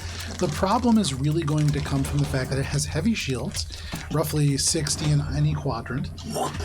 It also has linked plasma cannons that are fully charged and are going to deal a tremendous amount of damage next turn. However, you get the sense that you may be right on the edge of its range. I'm actually not sure it's within 1 hex of being in range or not, so we're going to see. Get the fuck out of here. You get the sense that aside from the linked plasma cannons in its forward area, its port and starboard have linked coil guns. Its aft has a coil gun as well, and on the top, not currently active, but it does have a turret-mounted torpedo launcher. In addition to all of that, it has anti-hacking systems. There are Tier 5 computer countermeasures. You get the sense that this has a housing that allows it to boost its thruster capabilities should it need to. It also has a teleportation system on it that is unique to this ship, or ships like it, perhaps. You've never seen anything like that before. Is there anything else that you get? I think that's everything. Information about how the starship's expansion bays are allocated and any cargo the starship might be carrying. Booster thruster housing, teleportation pods. There is a drone tube that is currently occupied. What was the last thing? And any cargo. There is 0 cargo space. This is something where not only cargo space, there's 0 crew components or crew space. There is probably no crew. This is an autonomous ship. Anything else, Echo? Any remaining ship statistics is in the other section. That's literally everything. Wait. If there's anything else I forgot, you let me Wait, know. what's its name? Wait, if there's no Its name is the then why- New Electronic Warfare Destroyer version 87. Oh damn. The newt. Damn. That's that initialism. He said it earlier. Are there open, like, bays to get into the ship if we were No. to fly into it? Cool. Echo relays all of this in, like, the data stream to Shade because Shade will be able to process that It is a quicker. tier 10 ship. Oh Jesus. What's We're your? tier 2? We're tier 8. No, we're tier tier 8. eight. Yeah. Oh, that's not that Way bad. lower. So, anything else, Echo? We can take. A lot of information. That's a lot of information. Echo streams it all to Shade, who's gonna download it while dodging attacks. Distracting hack your You're own flying, guy. you're fighting. Where's our ship? And then It's Echo, like 8 per. It's not a lot. and then I'm talking to you. I know. And then Multitasking. Echo says, "Our only bet to getting the ship down is to get on the ship, and to do so, we need to land on the teleportation hub." Can Echo move? Yeah. Echo's gonna move. Okay. Echo's gonna move here. Nice. So you rush out. You can hear the sounds of melee combat. Plasma just howls in front of you as Gibbs is struck twice. But that is your turn, Echo. Yes. right. Oh wait, has Echo heard of the 78, 87? The 87, no. And I would say for free with that natural 20, you recognize this is probably the 87th version of a ship that has been repetitively rebuilt again and again and again, improving upon each iteration. And so this may be the 2 interceptors that Hultex had spoken about before. Yes. I remember that. But that is your turn, Echo? Yes. Alrighty, that brings us to this craft. So it ladder action just Damn it. explodes. Is it shaped like a hand, or is that It's just not, a no. It's just Steven Universe. Has anyone seen that? Never seen some of it. This is not where we But are. I No, know. it's 2 off, right? The ships that It's are shaped 5 like from hands. here. Oh, 5 from there. Yeah. 1, like 2, cargo 2 off. Yeah, yeah, yeah. So 1, 2, 3, 4. How about we 5, just slide everything this Yeah. way? 3 off. Back and behind, you can 3, see 4, this 5, glow 6, kind of 7, 8, hovers 9, and You stays. go after my turn. This I'm not craft fire. is out of range, barely, with this cannon, and so it holds and is unable to fire, but it stays kind of trailing behind you, and that is all that it can do. That brings us to Bubbles, and then Hultex is on deck. I'm gonna fire again. I think. Okay, this creature just wailing on you from the side, but Well, I mean, he lost his sword. yeah, it's I'm worried he might go for it though, and it's gonna fuck up the ship. But hey, you know what? who knows? Who knows? Gonna fire again. Only Jeebus. Ooh, hates that's a you. 7. That's. Oh. I thought that was a 1. 7 plus 19. I might do my Jeebus. reroll for that. 7 plus 19, are you using a reroll or not? I think I'm gonna. Cause that's low. Okay. So you use your data Oh, that's a 4. So that's not good. Wow. for a total of? Less. That is going to be a miss, likely. Gosh. Well, I mean, what is the total? What is the total? It sounds like you would have hit with a 7. 22. A 22? Yeah. With the Starship, a 22 is a hit. This is Oh a my God, why'd I massive use ship. that reroll? It is huge. I didn't know that was a thing. If it was bigger, it was an easier target. In general, larger targets have lower ACs to kind of accommodate the fact that like they're just kind of bulky and Because, like, it's they kind of can, like like, Chansey or they can Snorlax. It's a Alright. big, Yes. bulky one, but it's got a bunch of You health. learned a but lot. It's like you just You gotta learned a whittle lot. away. learned a lot. Roll Kansas damage. has Roll damage. really good HP. Roll damage. And knowledge is power.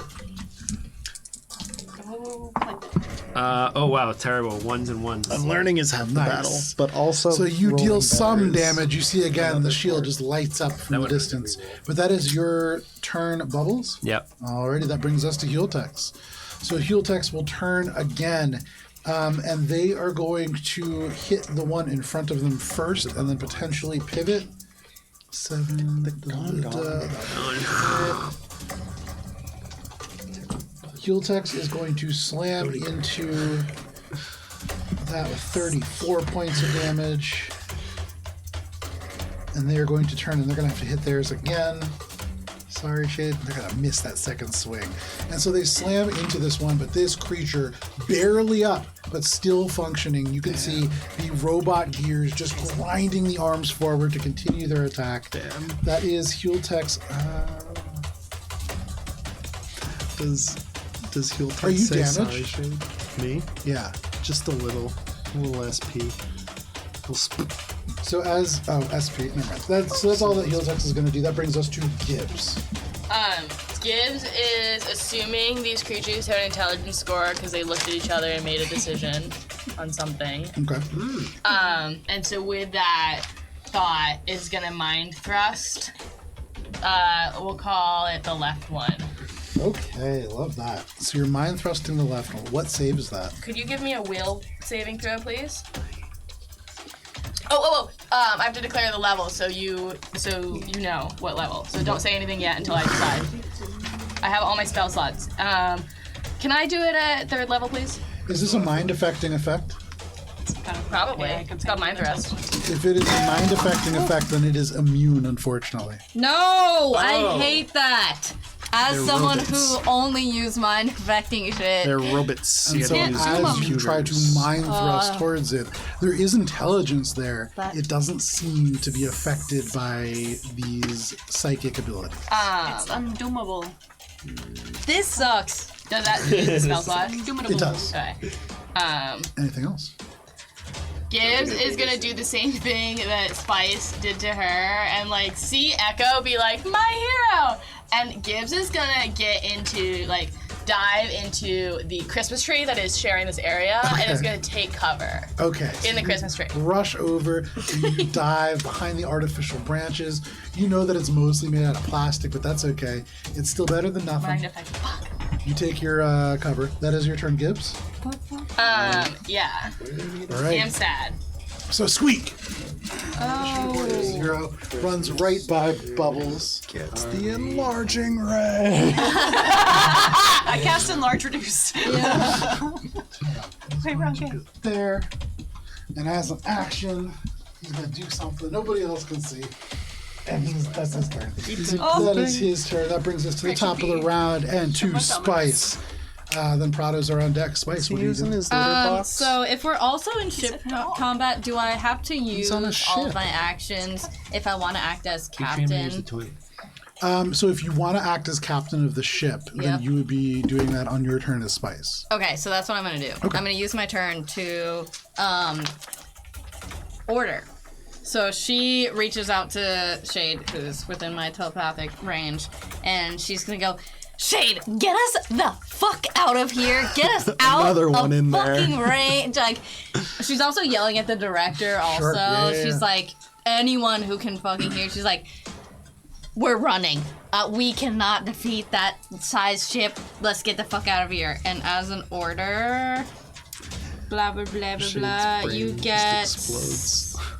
I have to skill check at the beginning of the phrase. On a success, crew member can take a second different action. So I think isn't order. It's like a either target roll. Diplomacy or intimidation. Right, which I'm gonna have really good diplomacy, but I don't Say remember what the before DC rolling a is. natural one. 1 second. Oh, I have my sheet. Right, because these abbreviated ones. Oh. Well, it's the abbreviated ones. I kind of forget. What do you need? The DC is 15 plus 1.5 the starship shear of our ship. Which is 8. So 8 times plus is 12 plus 15 is 27. That's a hard DC. But for the director, is Shade's low? That can't be right. Don't we get plus What do 2 you- from director? What do you need? What DC do you need? Captain. 27? 15 plus 1.5 starship. The order is 27. Yeah. I don't know, man. Okay. Let's see. Diplomacy. Oh, I got it. Nice. Oh, nice. Got it. I got it. I actually got it by a little bit, too. Okay, So there you go. 28, 29, 30. It was a dirty There 30. you go. So what? So you send out this order across the communication system ship-wide, urging people to run, to escape. There's no way to take this. And that barks out across. All of you hear Spice's voice. Anything else, Spice? Move action. I'm going to lock my toilet stall, I guess. Okay. You go, just to be totally clear, that's a thing, but you're locking. The lock is not meant to keep like. Airplane lock. Yes, it is Yeah. very much like a. And on the outside it goes occupied. Yeah. Great. Echo just like turns around. They're like, wait. You lock the bulkhead. That is your turn. Or I guess guarded. I don't know. I'm trying not to get absolutely wrecked here No, because I my love hits that. aren't going Gibbs to is hit. also, yeah. Also, That two of you brings both us- fully got out of there, and Echo's Yeah. That brings us to the Prado units. So both could of them roll like a still 19 and able still to have a miss. target without moving, have Wait. no reason to detach themselves damn from the it. deck. They're going to continue to unload shots on Echo. It's fine. And Echo, first, you feel the innate computer parts within you begin to kind of buzz and tick. But they are unable to do anything to distract you. You cannot be rattled. You know what they're doing. They're trying to get a trick attack off against you. Oh, They just get a dude. regular attack off. And for a regular attack, it's still pretty. None of my stuff does damage. Does 29 hit? Yeah. Okay. And then the other one's way higher. So, No. Echo. Yeah. You are not taking the little sneak attack damage, but you are taking minimum damage for 20 points of electric fire Hot damage, damn. along with the opposite of minimum damage. No. So now you can know No. the full range for 36 points of electric and fire damage. Well, now we all know what the max damage is. The for first a one attack swings without- towards you. It kind of spins you around, but the second shot hits you straight in the chest, and that almost knocks you off your feet. But that is all that they can do. That does bring us over to the one in this kind of gunnery deck with Bubbles. Bubbles, you can see the eyes turn. They look at you for a second. They look down at this, and they are going to reach towards the gunnery controls, and they're going to attempt to disable them. They're trying to Bubbles. disable it. They go and they reach down, and there is a jolt of electricity that flows from their hands into the computers. There is this, and then as all of a sudden, little bits of flame kind of begin to come up from the keyboard, from the screen. Everything goes dead, and your ship. You imagine the gun is disabled. Can you roll a D4 for me, please? Oh, D4? Yeah, Once. 1. Your ship is disabled. Your guns are disabled for 1 round. Oh, okay. And so at the end of your next round, they will come back online. But that is your. Yeah. That is, He's gonna put some rice on it. that is all he can do. That brings us over to the ones in the cockpit. So both still attacking Hueltex, who they perceive to be the prime threat. Both will take full attacks against him. 2 will miss, 2 will hit. The 2 that are going to hit are going to be 21 points of damage. Hueltex is starting to look kind of rough. And then Shade, next to you, Hueltex takes 2 deep strikes, and one of them punctures into the body itself. It rips away places where in an organic being organs would be. There is no blood, but you can see there are wires and things that come out with the blade itself. Hueltex is in rough shape. But that is both of them, and that brings us to the director's turn. So, I get an extra action. Can I use one for You piloting? can use the and one exocortex to pilot if for- you want. No, he gets an extra from orders. yeah. Oh, from orders, yes. Yeah, so since I from orders, it succeeded has to be, I think, for the ship. So, do I take a full director action? I think so, yeah. And With, then with the order, yeah. have my turn? Yeah. Or another option to do a second? Okay. All right. Then I'll do the directors. I'm just going to do a an evade Okay. stunt, which is a DC 10 plus 1.5 the starship's thing. So it's 27 we 22. decided. No, it's 22 because that was 15. This is 10. Oh, got it. Never mind. So that's like a 30, 28. So successful. So we have a +2 to AC and target lock until the start of the next round. Very nice. And I can move as normal. So I'm gonna move 1, 2. So from here, we're gonna That be. was last turn, wasn't No, I know, but from here, we're 1, 2, 3, 4, 5, 6. Yeah, you want to move it? Yeah, let's now? just Yeah, we can do 1, that 2, now. 3, 4, 5, 6, 7, 8, 9, 10. So I moved it 10 diagonally this And then way. just move it Alright, back. So you very just move nice. it also 10 diagonally this way. Perfect. 10, and then we're 1, 2, 3, 4, 5, 6, 7, 8, 9, 10, 11, 12. Oh, nice. You did one of those nice, bad yeah. boys. So No, you leave that there. roar ahead, That's- and with Spice that's barking where in we your last ear, you do what you can to comply. You throw this forwards, and Shade, you feel and you can hear around you the systems kind of ding off as you no longer have this target lock on you. You get the sense that they're going to lose that attack that they have stored up for 2 rounds now. But that is the director's turn. Director's turn. All right. So then I'm gonna try to fucking kill these guys. Yeah. Yay!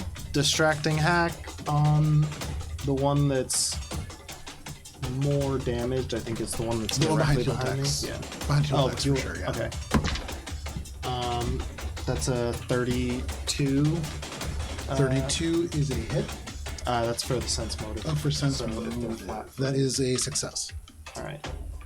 Then I'm gonna attack, and I'm gonna do a full action attack. Okay. That's just -2 then for flat-footed. Yep. And then and then I'm gonna use the cleave action for the one that's -2. So there's all right. It's a 34 That hits. hit -2, so 32. That hits. That's gonna be 25 points of slashing damage. With 25 points of slashing damage, you are able to rake across this creature with these 2 huge staff blows from Fueltex. It had already been rent almost in half, and you are able to almost sever this creature's entire spinal cord. You go down deep into the hips, and as you pull the blade away, it cracks all the way in half, and this creature is dead. Behind Fueltex, he's able to burst free.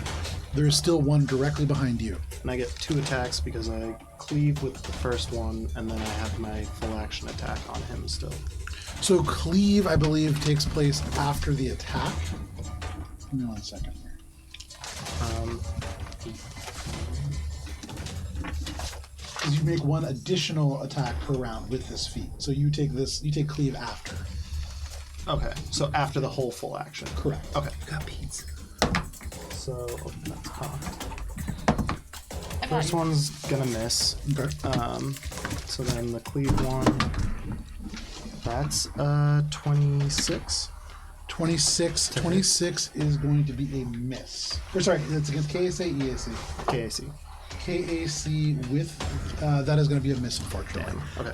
As you, for what it's worth, for cleave, that would only work because you technically killed the first one. Right. It wouldn't work if you. Oh no, it'll work no matter what if you have 2 targets to start. Yeah, Never mind. yeah. Okay, cool. That's why I used it on the first one. Makes so sense. that, Makes sense. Yeah. All right. Anything else, Shade? Nope, that's it. All right. You cut one of these creatures almost in half. You free Fueltex from its grasp, and you now turn and face the other. That is your turn. That brings us to Echo. We have that shipping manifest. Yeah. Echo wants to broadcast that. There's a captain action called Taunt that allows you to utilize the comm system to get to the other ship. Sure. Echo wants to broadcast the shipping manifest along with the Echo unit numbers of the 2 stashed in the hold and themselves. What? Sacrifice. Okay. Wait. As a bargaining chip. Make a diplomacy check. I support this. Diplomacy? It says bluff or intimidate. Make an intimidate check. No bluff? I have What is the purpose of this? To get them to stop hostile action. Stout Dan, Make a we're bluff check. packaged goods. I believe in you. Do you need to re-roll? Because I can, as my new feat, you can re-roll the check and play it off as a previous statement as a joke. If you want to Oh, good for you. re-roll, Comedic Spice timing. hears you broadcasting and goes, No, I'm gonna go with it. "Okay, you're gonna keep it. Okay, that's fine." I'm gonna go with it. I didn't see the roll. It's gonna be a 28. Okay. That's pretty good. Okay.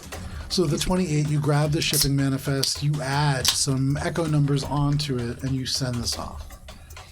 Give me 1 second here.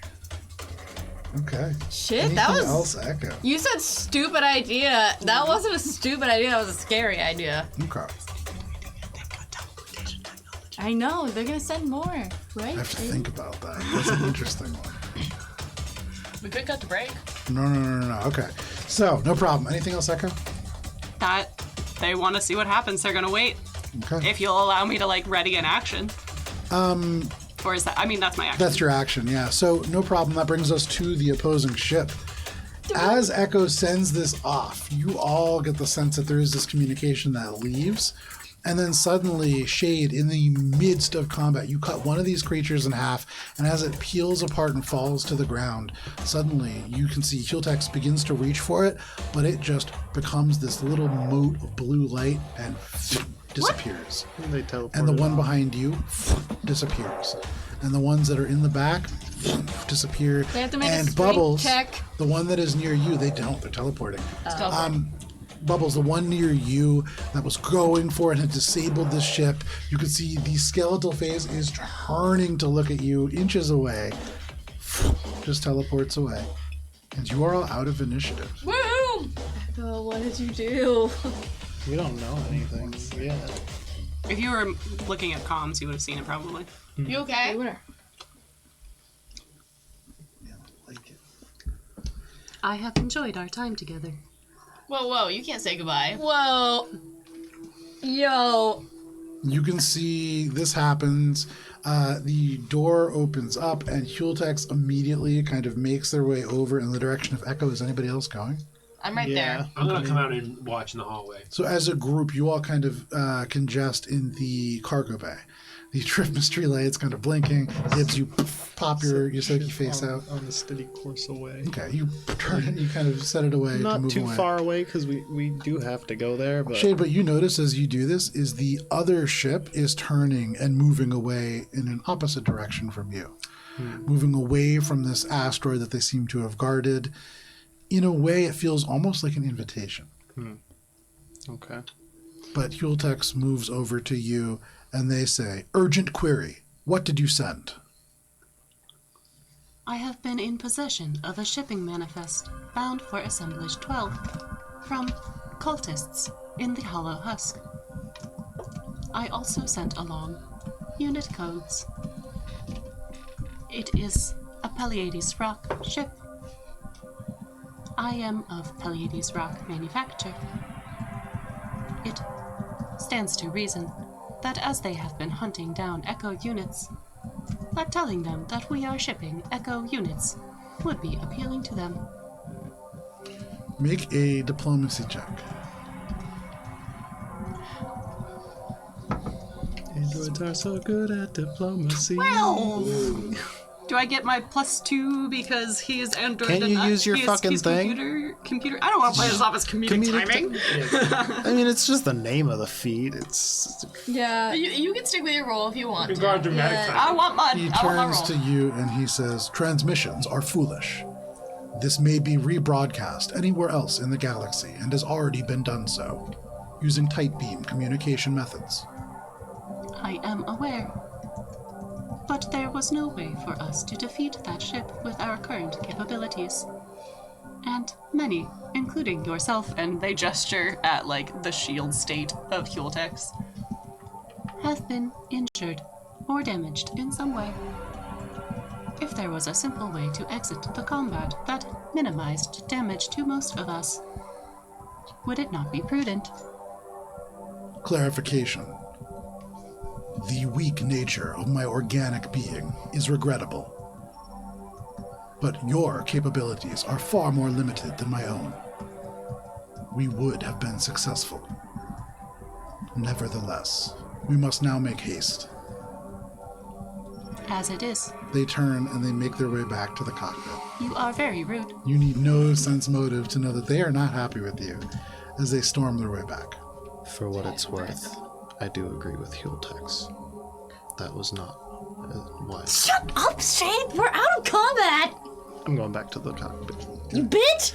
I'm And gonna go in the cockpit with you. you go back to the cockpit with I'm gonna Shade. stick with Echo, but be Yeah. Okay.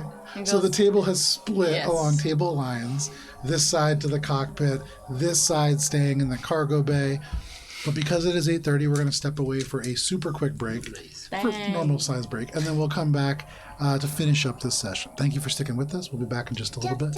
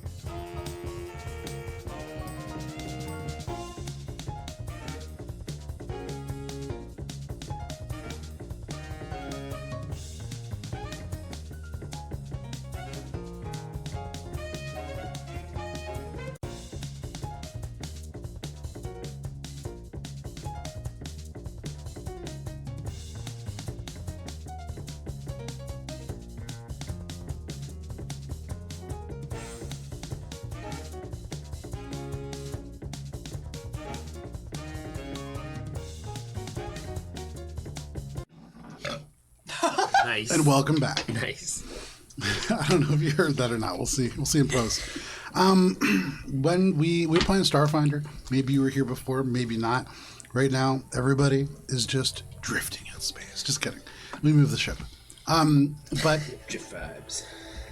you have all survived the ship combat with Echo beaming a somewhat fake cargo manifest, at least relative to what you have aboard your ship, though adding a number of other Echo-based androids to that manifest.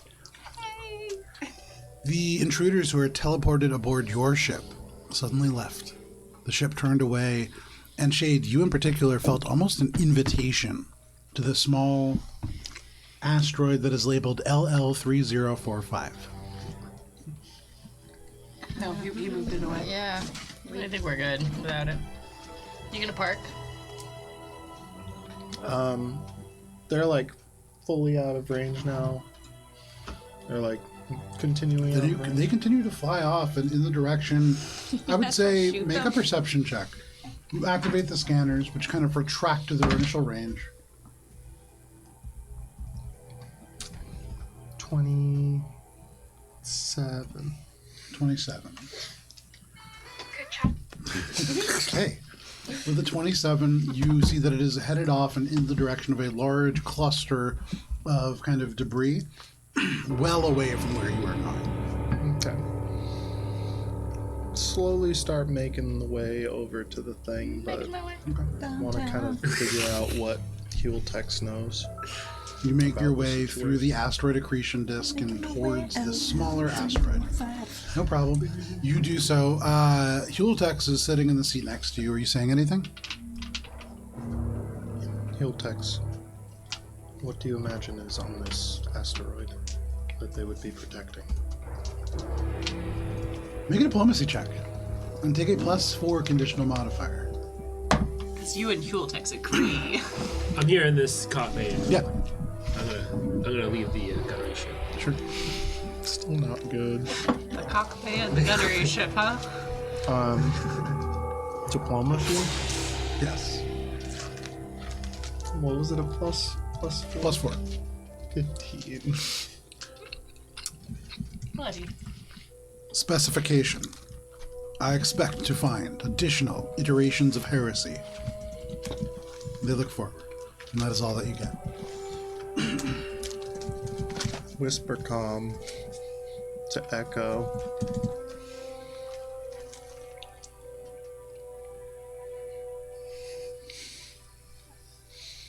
Do you want me to Hard look to. away? Yeah. You can see they pull this poncho aside. They begin to do repairs on themselves in real time. There are more on this asteroid. I think just the 3 like ellipses dots come back. Like And yes. Yes, and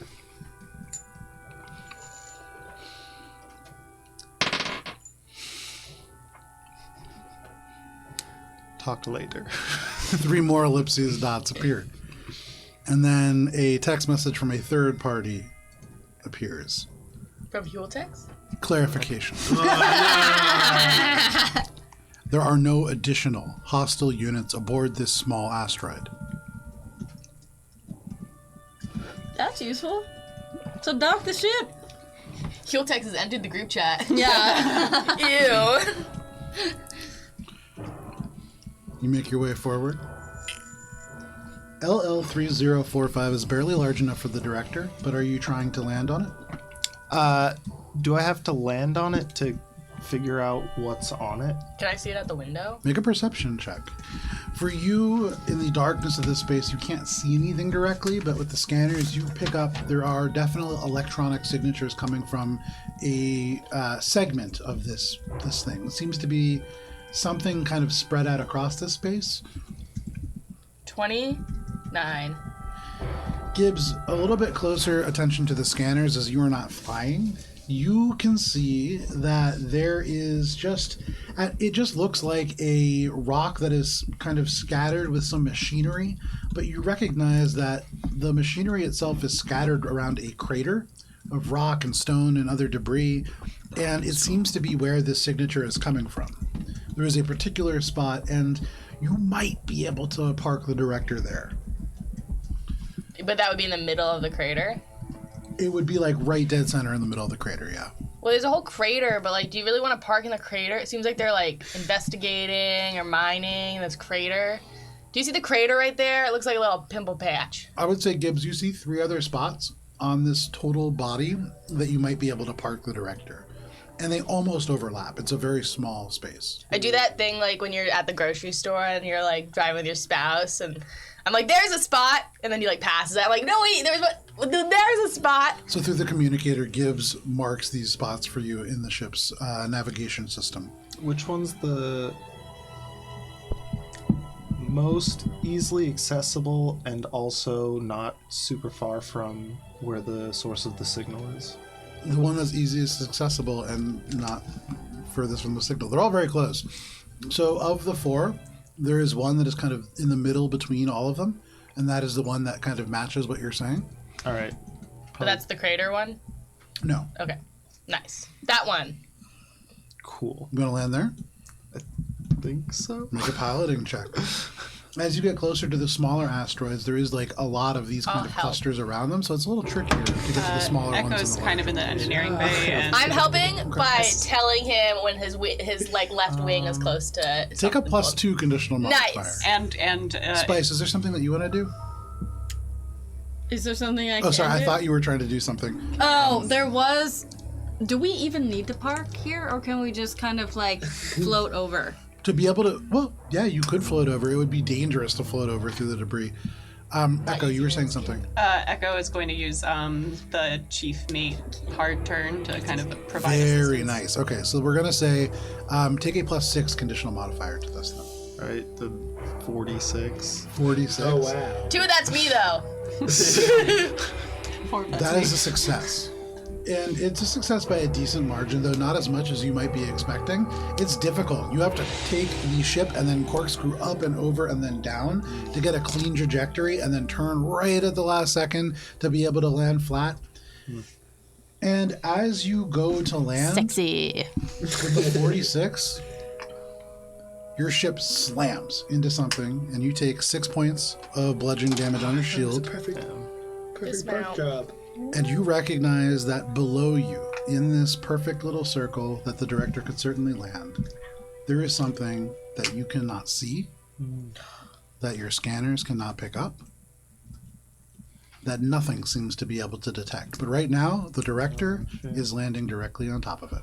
Is it cuttlefish? It's a cloaking mechanism. Does Echo notice it? Gibbs, as you are looking at the scanners and trying cuttlefish? to look, it's literally, you are looking down, it's like the director is sitting on a piece of glass. There's nothing below you, but the size makes you think that it could certainly be cuttlefish. It's cuttlefish. We landed on a cuttlefish. Damn, get that aboard right now!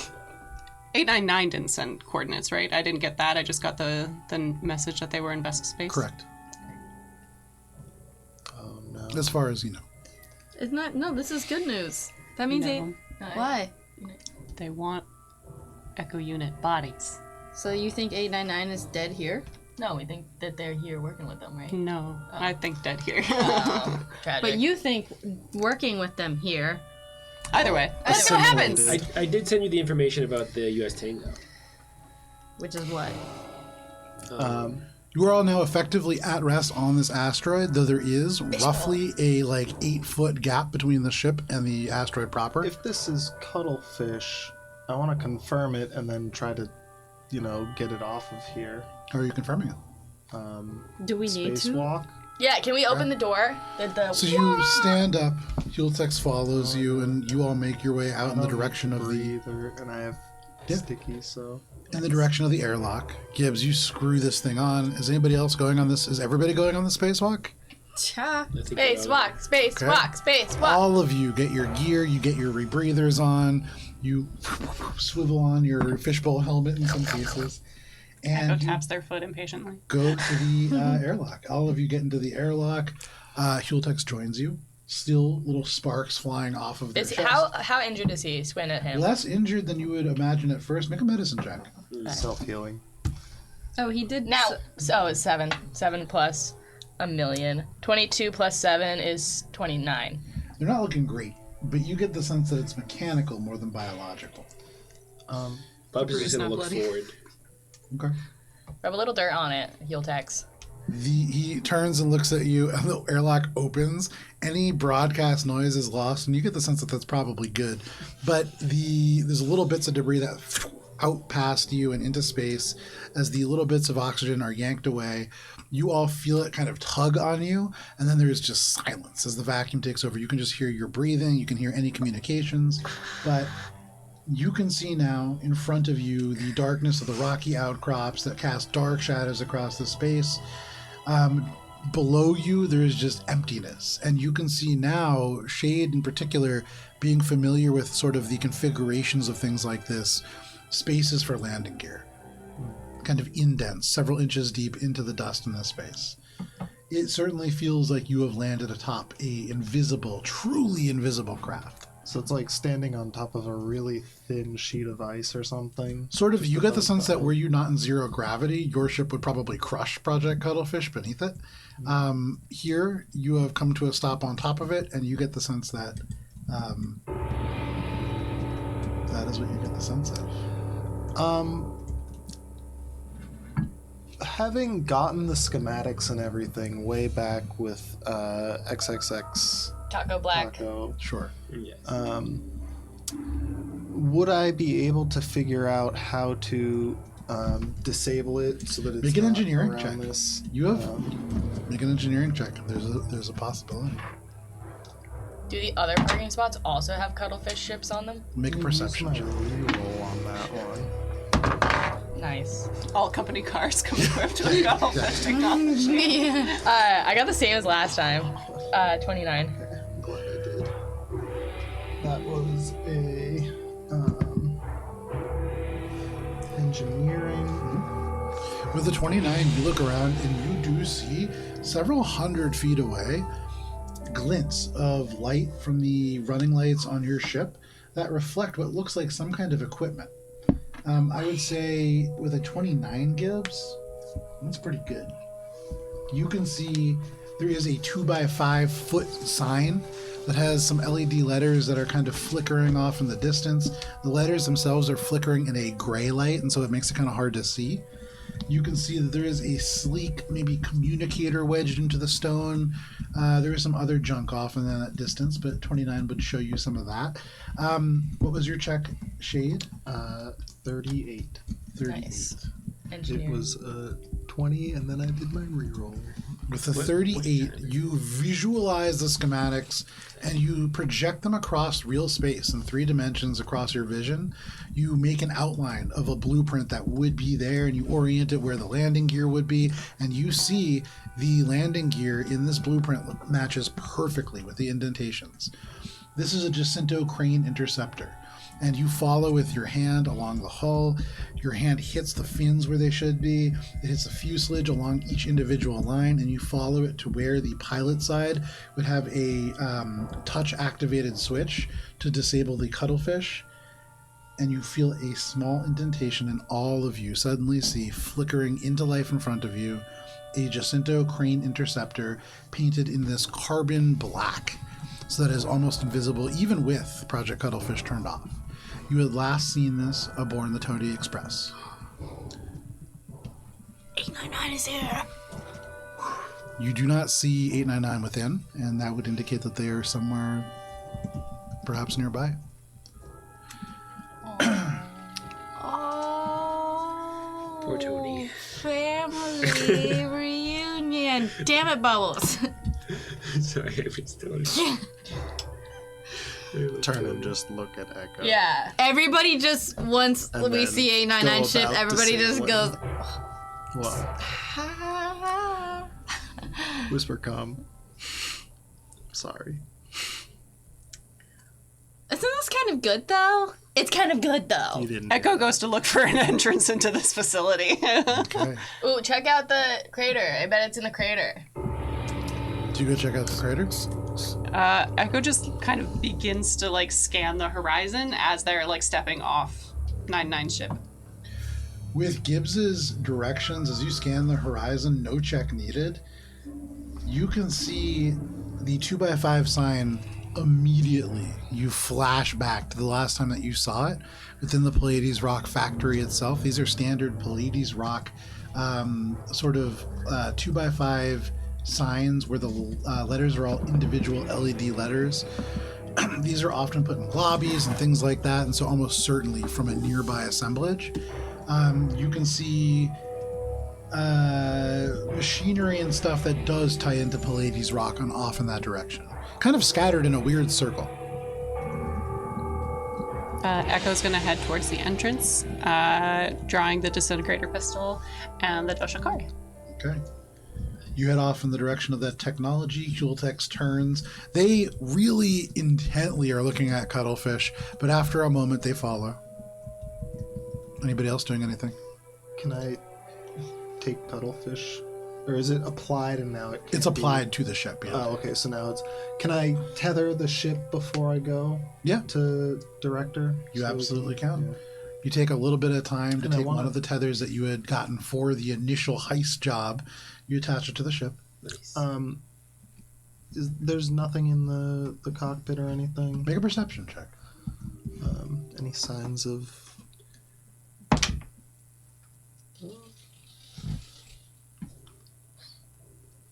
38. With a 38. The ship is clean. Remarkably clean. You get the sense that there is more to this scene than meets the eye. It has been modified by somebody who is not 899.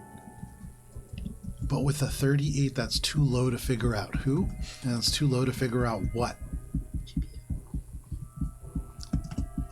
That's probably what we're walking into. Yeah? Can I pick up the communicator wedged between the rocks? The rocks. So you walk over, you walk with Echo, who is going off in that direction as well. When Shay is looking in the ship, can I also look in there and see if I can find any leftover pieces of fabric of Make a perception check. any thing that I can find that's like a personal belonging. Make a perception check. And I want to use my feet if we're gonna. Are we just doing this quickly, or are we gonna be? I was just... Well, As I he's was tethering yeah, the whole quick- ship. As to I it. was He's tethering a it, ship. I was looking... This is over like 5 minutes. No, my thing takes 20 minutes. That search. I'm just He's gonna not roll. trying to take time doing it. I Yeah. was just trying That's to an tether 11. it to the ship, Plus like the director link. 15 is 26. You see a pretty clean ship. It was landed very effectively, very cleanly, very well, and then cloaked. And now Shade has found it. And that is what you know. Damn. Echo, you make your way over to this ring of different things, and at first glance, it looks like just a ring of junk that has been laid out into a rough circle. You can see this 2x5 sign with individual powered LED letters in gray, and as you get closer, the A and the D kind of light up, and then flick off, and then the E and the S light up, and then flick off. And the letters slowly cycle through as if there is a short that allows the power to go, and then it kind of overwhelms the circuit and then kicks back on 5 seconds later, just cycling through the letters. You know that these normally would just flash on and off. This seems to be damaged in some way. You can see the diodes on the back of this sign are exposed and connected to some wires. You can see there is a sleek USR flight communicator, actually, and Gibbs, you pick this up now, pulling it from between the rock. Gibbs, make an engineering check, and I would say... Can I pass it? I'll do an engineering check, but I don't want to unlock the screen or anything. I just want to pick it up. Okay, Alright. so then never mind, you just pick it up. Oh, okay. Echo, make an engineering check, because you are kind of looking at the sign. Gibbs shows you the communicator as well, and so you look at that. 27. With a 27, you note that as you are given this communicator, it is not a standard USR flight communicator. You've seen several of them on pilots in your time with the USR, kind of amongst their people in your briefings. This is not standard. This is housed in a sleek recomposite housing of some kind. And actually turning, you recognize that this communicator matches the armor of this Jacinto crane. There is with your check, you look at the signal modifier that would normally control how this broadcasts, and it's jammed. It's jammed all the way to 9300. It's a frequency, but the bottom two spaces can still be modified. You can see and turn between 0 and 9. 9900. You can also see there is something unlike anything else, and this is what Hultex approaches. It is a complex circular piece of machinery, although it looks damaged. It is a Jacinto thing. You can see the crane kind of emblazoned on it, but whatever sort of name had been on it has been scraped or filed away pretty cleanly. You can see there is a keypad, but the keypad has physically been cracked in half, and currently there is only a 4, 5, 7, 8, and 9 remaining. All the other mechanical keys are missing. And with that check, Echo, you do note the wires that connect this sign connect to all of these other devices as well. And you realize all at once that you are standing in a ring of electronic devices that has been assembled for some reason. And Hultex says, observation. This is where the teleportation comes from. I concur. It also might be the way to enter the assemblage. It must require some sort of access code.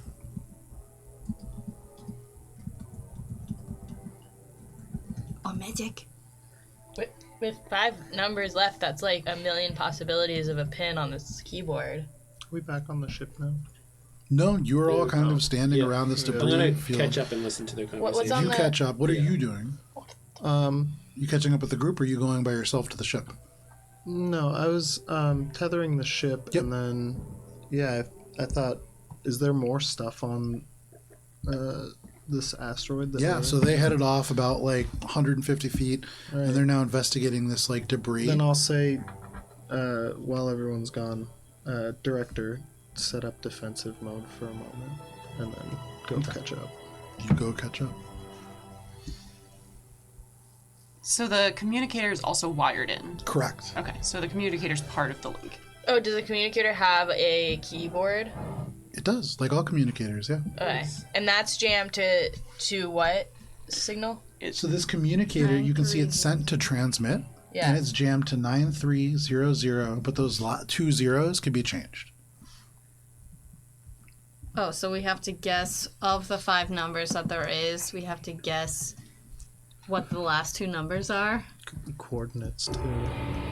Keypad is correct. But we maybe With your check previously, as you join this group and people are saying this coordinates, that sounds vaguely correct. It needs a location for us to input, so it can direct its teleportation. Well, my hunch would be looking at these. We have 0385, 02395. There's a 5-digit one, right? so those 5 digits are the Are- numbers that are options, right? Right, yeah. Those so are- it's either no, 9, those 3, are- and then either Those are 4, 5, asteroid 7, 8, 9. designations. What? Those are asteroid Yeah, I designations. think what Olive said was right. These asteroids are all puzzle. designated with 2 letters I and think it 4 is. numbers. Right. Alright, everybody look At at the your moment, notes. this small asteroid that you are on is LL confusing, so it's right 3045. Yeah. Oh. You had clocked that there was 3 other very large asteroids. Yes. What they're Zero- saying Large is enough, that- Spice had recognized, to perhaps house bases of some kind. They are LE0385, Yeah. KP2094, and AD0245. And additionally, Shade, as you watched that ship retreat off and into the distance, and you really watched where it went, you saw that it had gone off in inner direction of a smaller group of astral bodies that generally bear the designation AD. Okay, so they're likely going to AD0245.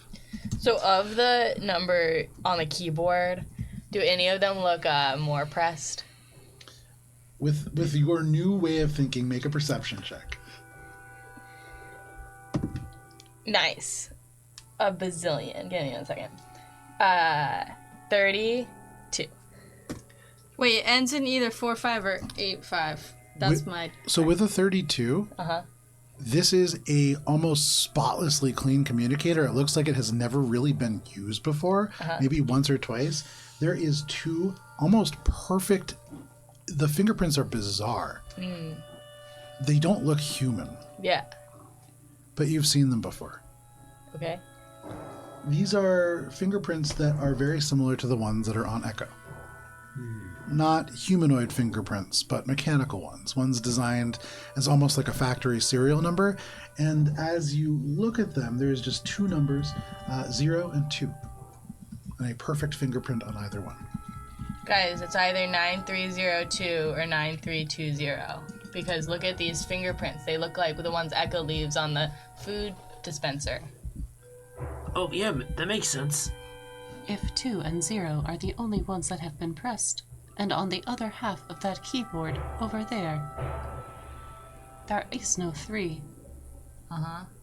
Would it not make sense that of the 2 remaining possibilities, 2094 and 2045 are the only other options?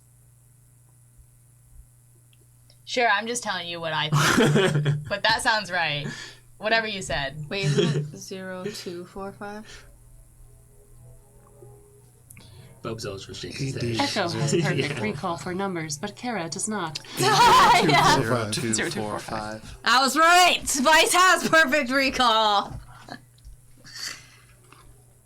So do we just put in 02 on this one, press the 457 on the other one? Wait, there's only one. There's a communicator and a keyboard, and I'm trying to figure out how to Which do one it. do you There's do? 3 things, actually. What? Oh. There's a 2x5 sign with individually powered LED letters in gray AD. that say Pallades Rock. Oh, yeah, okay. And Yeah. right now, Echo. Oh. C If we are P Oh, okay. If we are prepared, I believe AD 0245 to be our intended destination. Yes. Oh, I get it. Okay. Wait, so, I'll press the 02. Somebody has to press the 45 at the same time that it says AD. Ready? Next time round. So we're all, like, Waiting getting for it to prepped. go from For it right now. yes. You see that you currently have Gibbs holding one thing, Spice holding another, and Echo, you're sitting there with like these 2 letters. And make a sense motive check.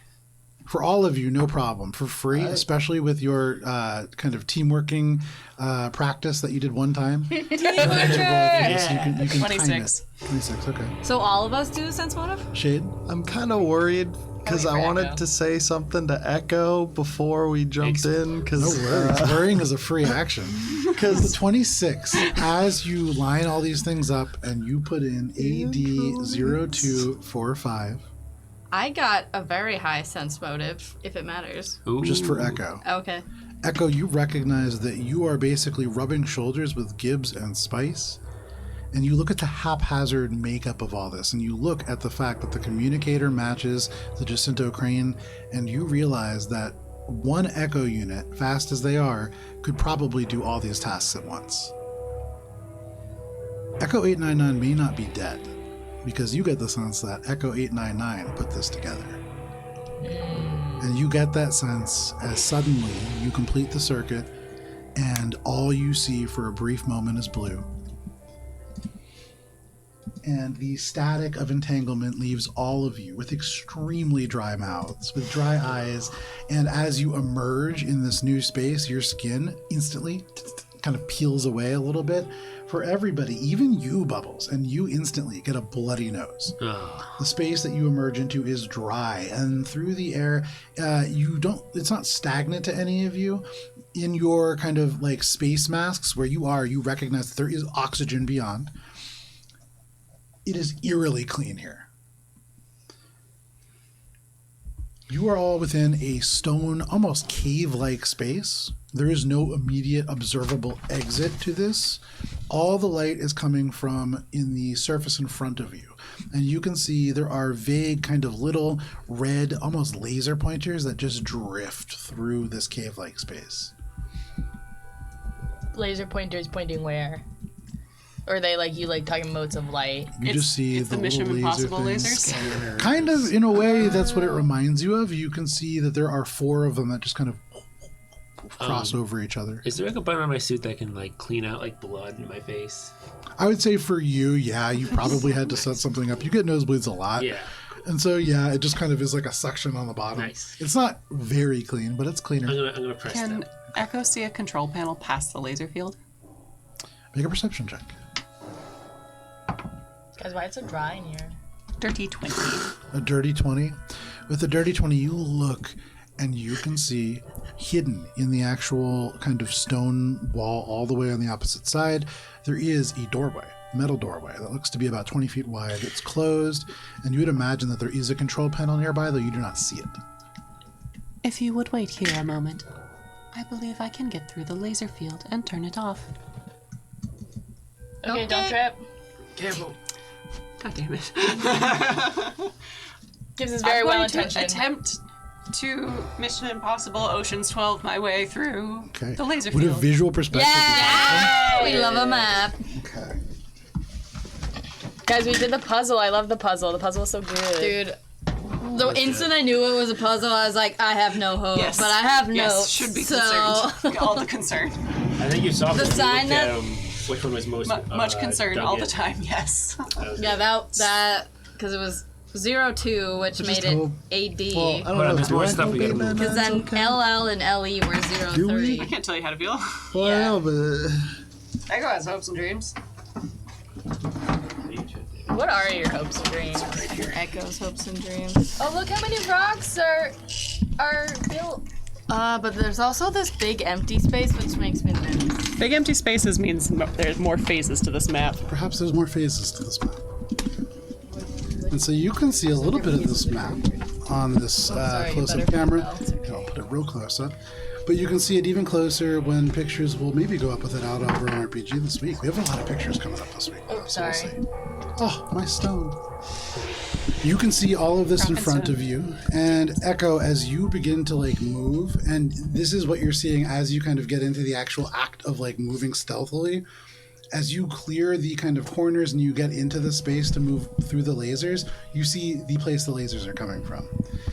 2 each are coming from these massive mechanical spiders that as they shift and move, the darkness kind of catches the edges of their plates and it seems to almost mirror the background behind. They have camouflage, not Project Cuttlefish level, but it makes them hard to see, and you get the sense that they could probably hide pretty well, and almost are at the moment. But you go ahead and make your stealth check. Where are we? The door is just beyond the spider that is in the middle of that stone archway. Can I check coordinates? Have we moved to where AD 0245 is now? Yes. Okay. So we're on 35. You are inside of it, in fact. And with a 35, Echo, you move out, and the red lights shift, and you suddenly realize that there are Pallades rock creatures that are guarding this space, and you kind of sink back. You turn the brightness down on your eyes. The lasers continue to scan. Where are you going? I think would Echo probably be right here? Yeah. This is another one, yes? Yes. Okay. Is it supposed to be upside down? No. So 2 of the lasers are coming out of that one. 2 of them are coming out of the other. It was sleep. That's also metal. That's heavy. That one is, Actual yeah. mini is metal. Touch it. Okay, put them back, guys. I got to see where I'm going. Put them back. Sorry. Sorry for redlining. No, you're good. Oof.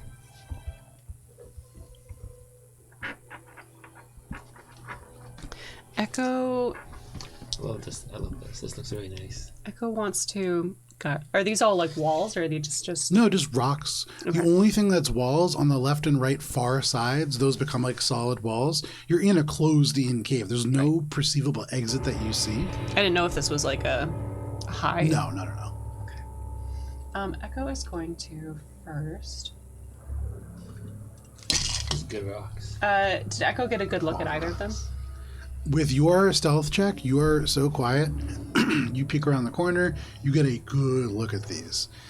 These are Pallades rock, certainly in design, though unlike anything that you saw in your time there, these are much more advanced.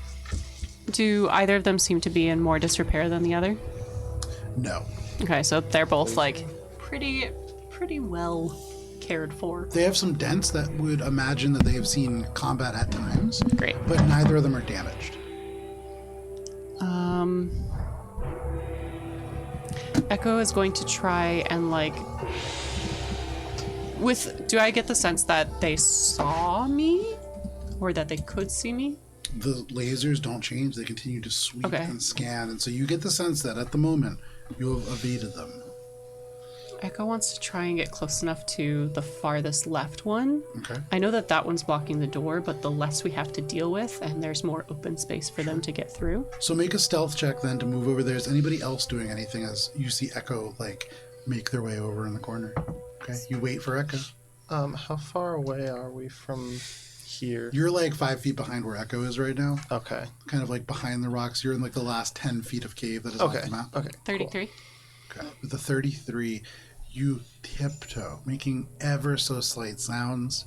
Nobody else can really hear as Echo goes across, so quiet as Echo.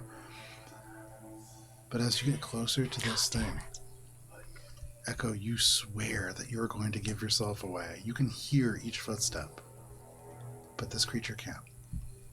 You make your way all the way over to the left-hand side, and you do not detect any change in the behavior. Echo, you maniac! From this close proximity, can they see any way to like cause a fault, disable it in any way, aside from like the obvious blow it up? Make an engineering check. The off button. Yeah, there's a switch on his thorax. Right up its butthole. Where's the prison? Right there.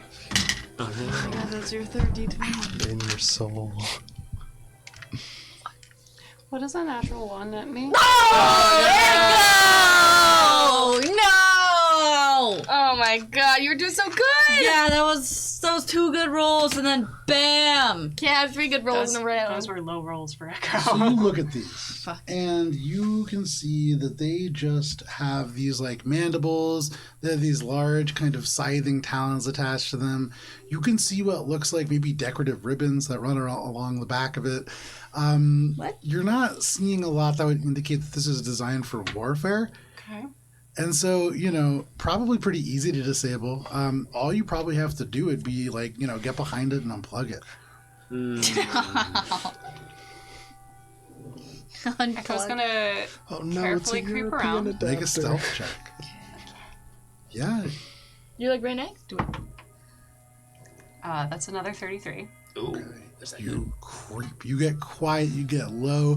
This is not designed for military purpose. All you need to do is get behind it and Echo. You get right behind it. Oh, shit.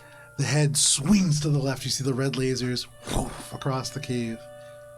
And then whoof, to the right as it continues to scan. You are undetected. Oh my god! Seeing no cord. They're gonna take out their disintegrator pistol. No way. Okay, Oh my God, take you're out gonna- the disintegrator Up the pistol. butthole! Up the butthole! Nice. That's a 30 to hit. It's a 30 to hit. And a 30 Get 'em. absolutely hits. But because it is 920, Oh, this is where we're going to end I for was the holding my evening. breath that whole fucking That is going to be time. it. So you'll get a surprise round. We'll start with a surprise round hit, and then we will roll for initiative as you all move into battle at the opening to Pallades Rock Assemblage number 12. But thank you for sticking with us for this session, for our space combat, for teleportation, for a very risky gambit. But we will join you, or you can join us next week on Thursday right here at 6:30 p.m. If you can't wait that long, tomorrow night at 7 p.m. Eastern Standard Time. We'll be right back here for a little bit of, hang on, let me change the music here. A little bit of D&D. We are going to be making our way through the Underdark and seeing what is happening with the Wild Hunt as that manifests for the first time. No risky gambits in I that thought game. it Don't worry was about it. Red Hot Chili Peppers. And if you can't, please just, I guess you gotta wait till tomorrow. That's when we're playing next. We got drums. We'll see you next week. See you, space ex-boyfriend. Oh.